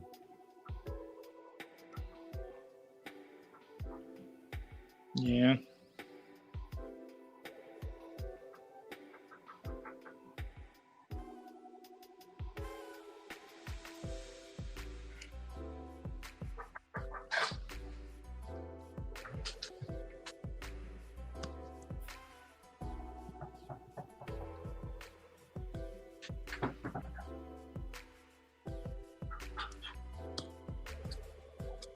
Yeah, once we figure out this club thing, I'm sure after that.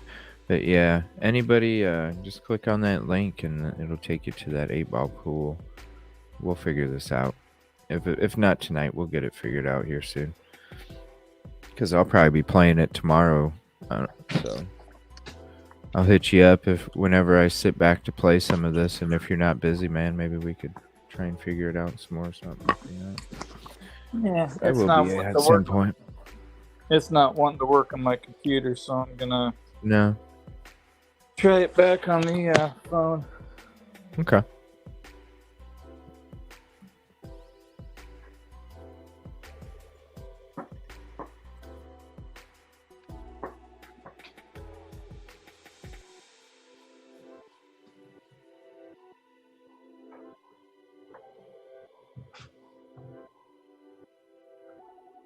We'll do some Jackbox maybe. Maybe I'm down for tomorrow night. I Yeah. was like, I'm down for Jackbox. Yeah. Oh yeah, not tonight. No, I'll be Come getting on. off here shortly. Sleep, No. sleep is for the weak. Nope. Nope. I have personal life too. What's I that? get about 15 minutes each night during the week if I don't have a night off. But I'm thinking I'm going to be doing I'm pretty sure I'm going to be doing a show on Stephen Smith tomorrow night. I really need to figure out this case and do a deep dive introduction kind of thing. Maybe have a 5-part. Did part 1 on Tuesday, part 2 tomorrow, part 3 Monday, part 4 Tuesday. Yeah. Probably part, yeah. The more I another hear about it, the part, more it freaks me out, though. Monday night.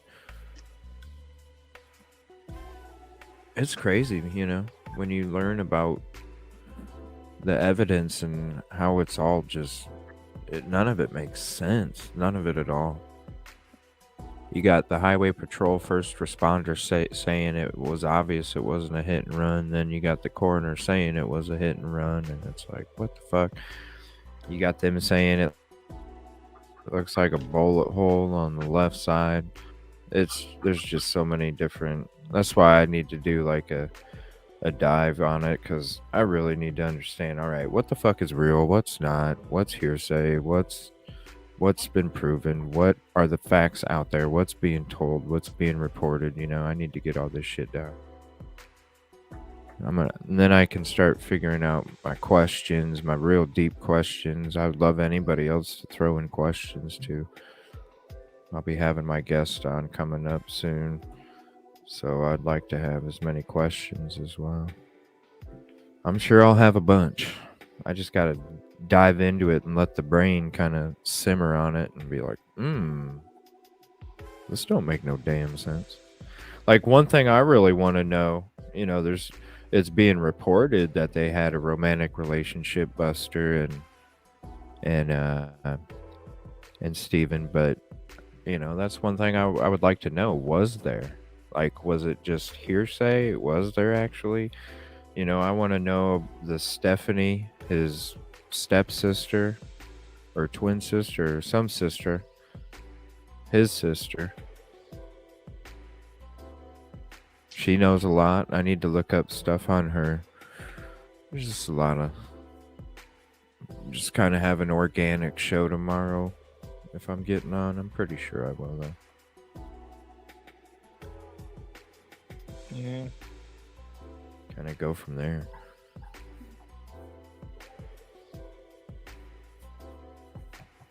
I'm excited to have my guest on.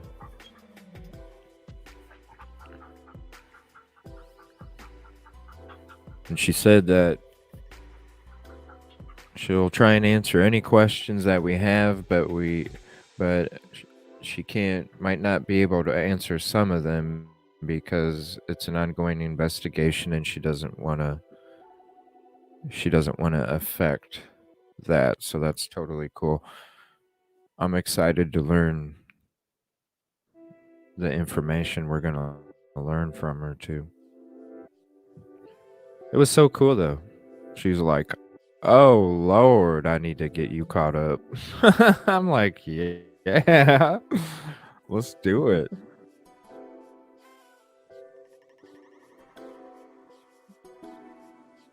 She was somebody on one of the programs we watched the other night.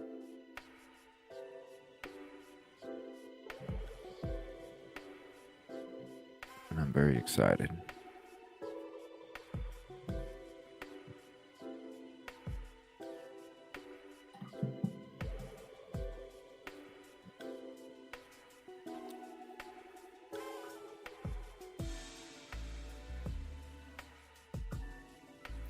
But I'll have the for sure day. I think I'm gonna reach out to her and let her know Monday night, and then that way, all of us that are hanging out in panel on Tuesday can kind of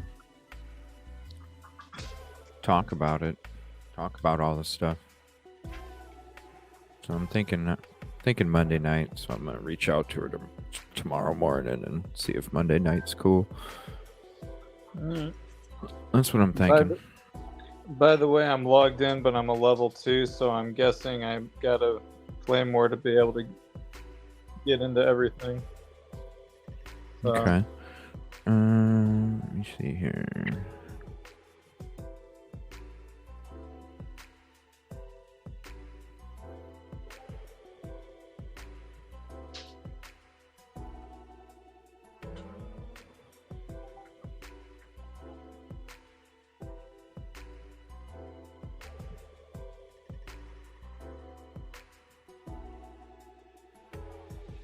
All right. Well, you want to try it tonight then, or you want to see if we can try and get a?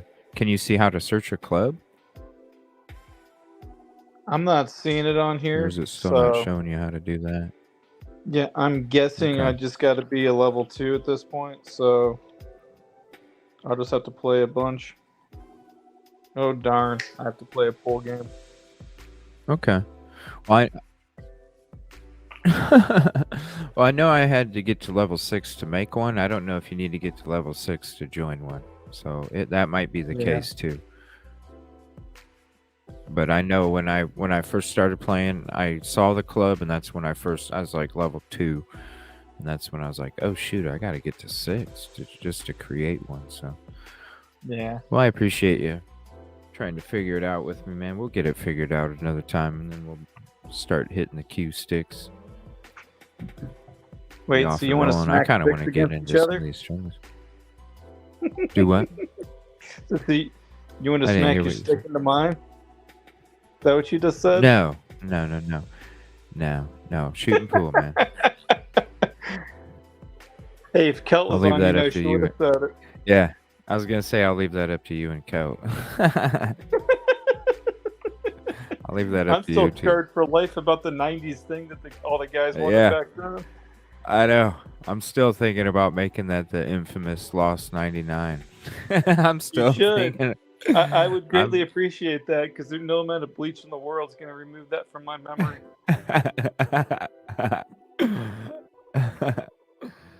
All right, buddy. Well, have yourself a good evening. I know there's not really many people in chat, so if you're still hanging out, have yourself a good evening too. I'll probably be back on tomorrow. If I am, I'll send out a really early notification, and it's going to be about this Stephen Smith stuff. So I need to get this shit understood. And I enjoy the help too. So have a good night, buddy. Appreciate you. Yeah. And I'll let everybody know if I'll be hopping on tomorrow. Sounds good. Give you a notification. Good night, man. Good night, Yeah. everybody.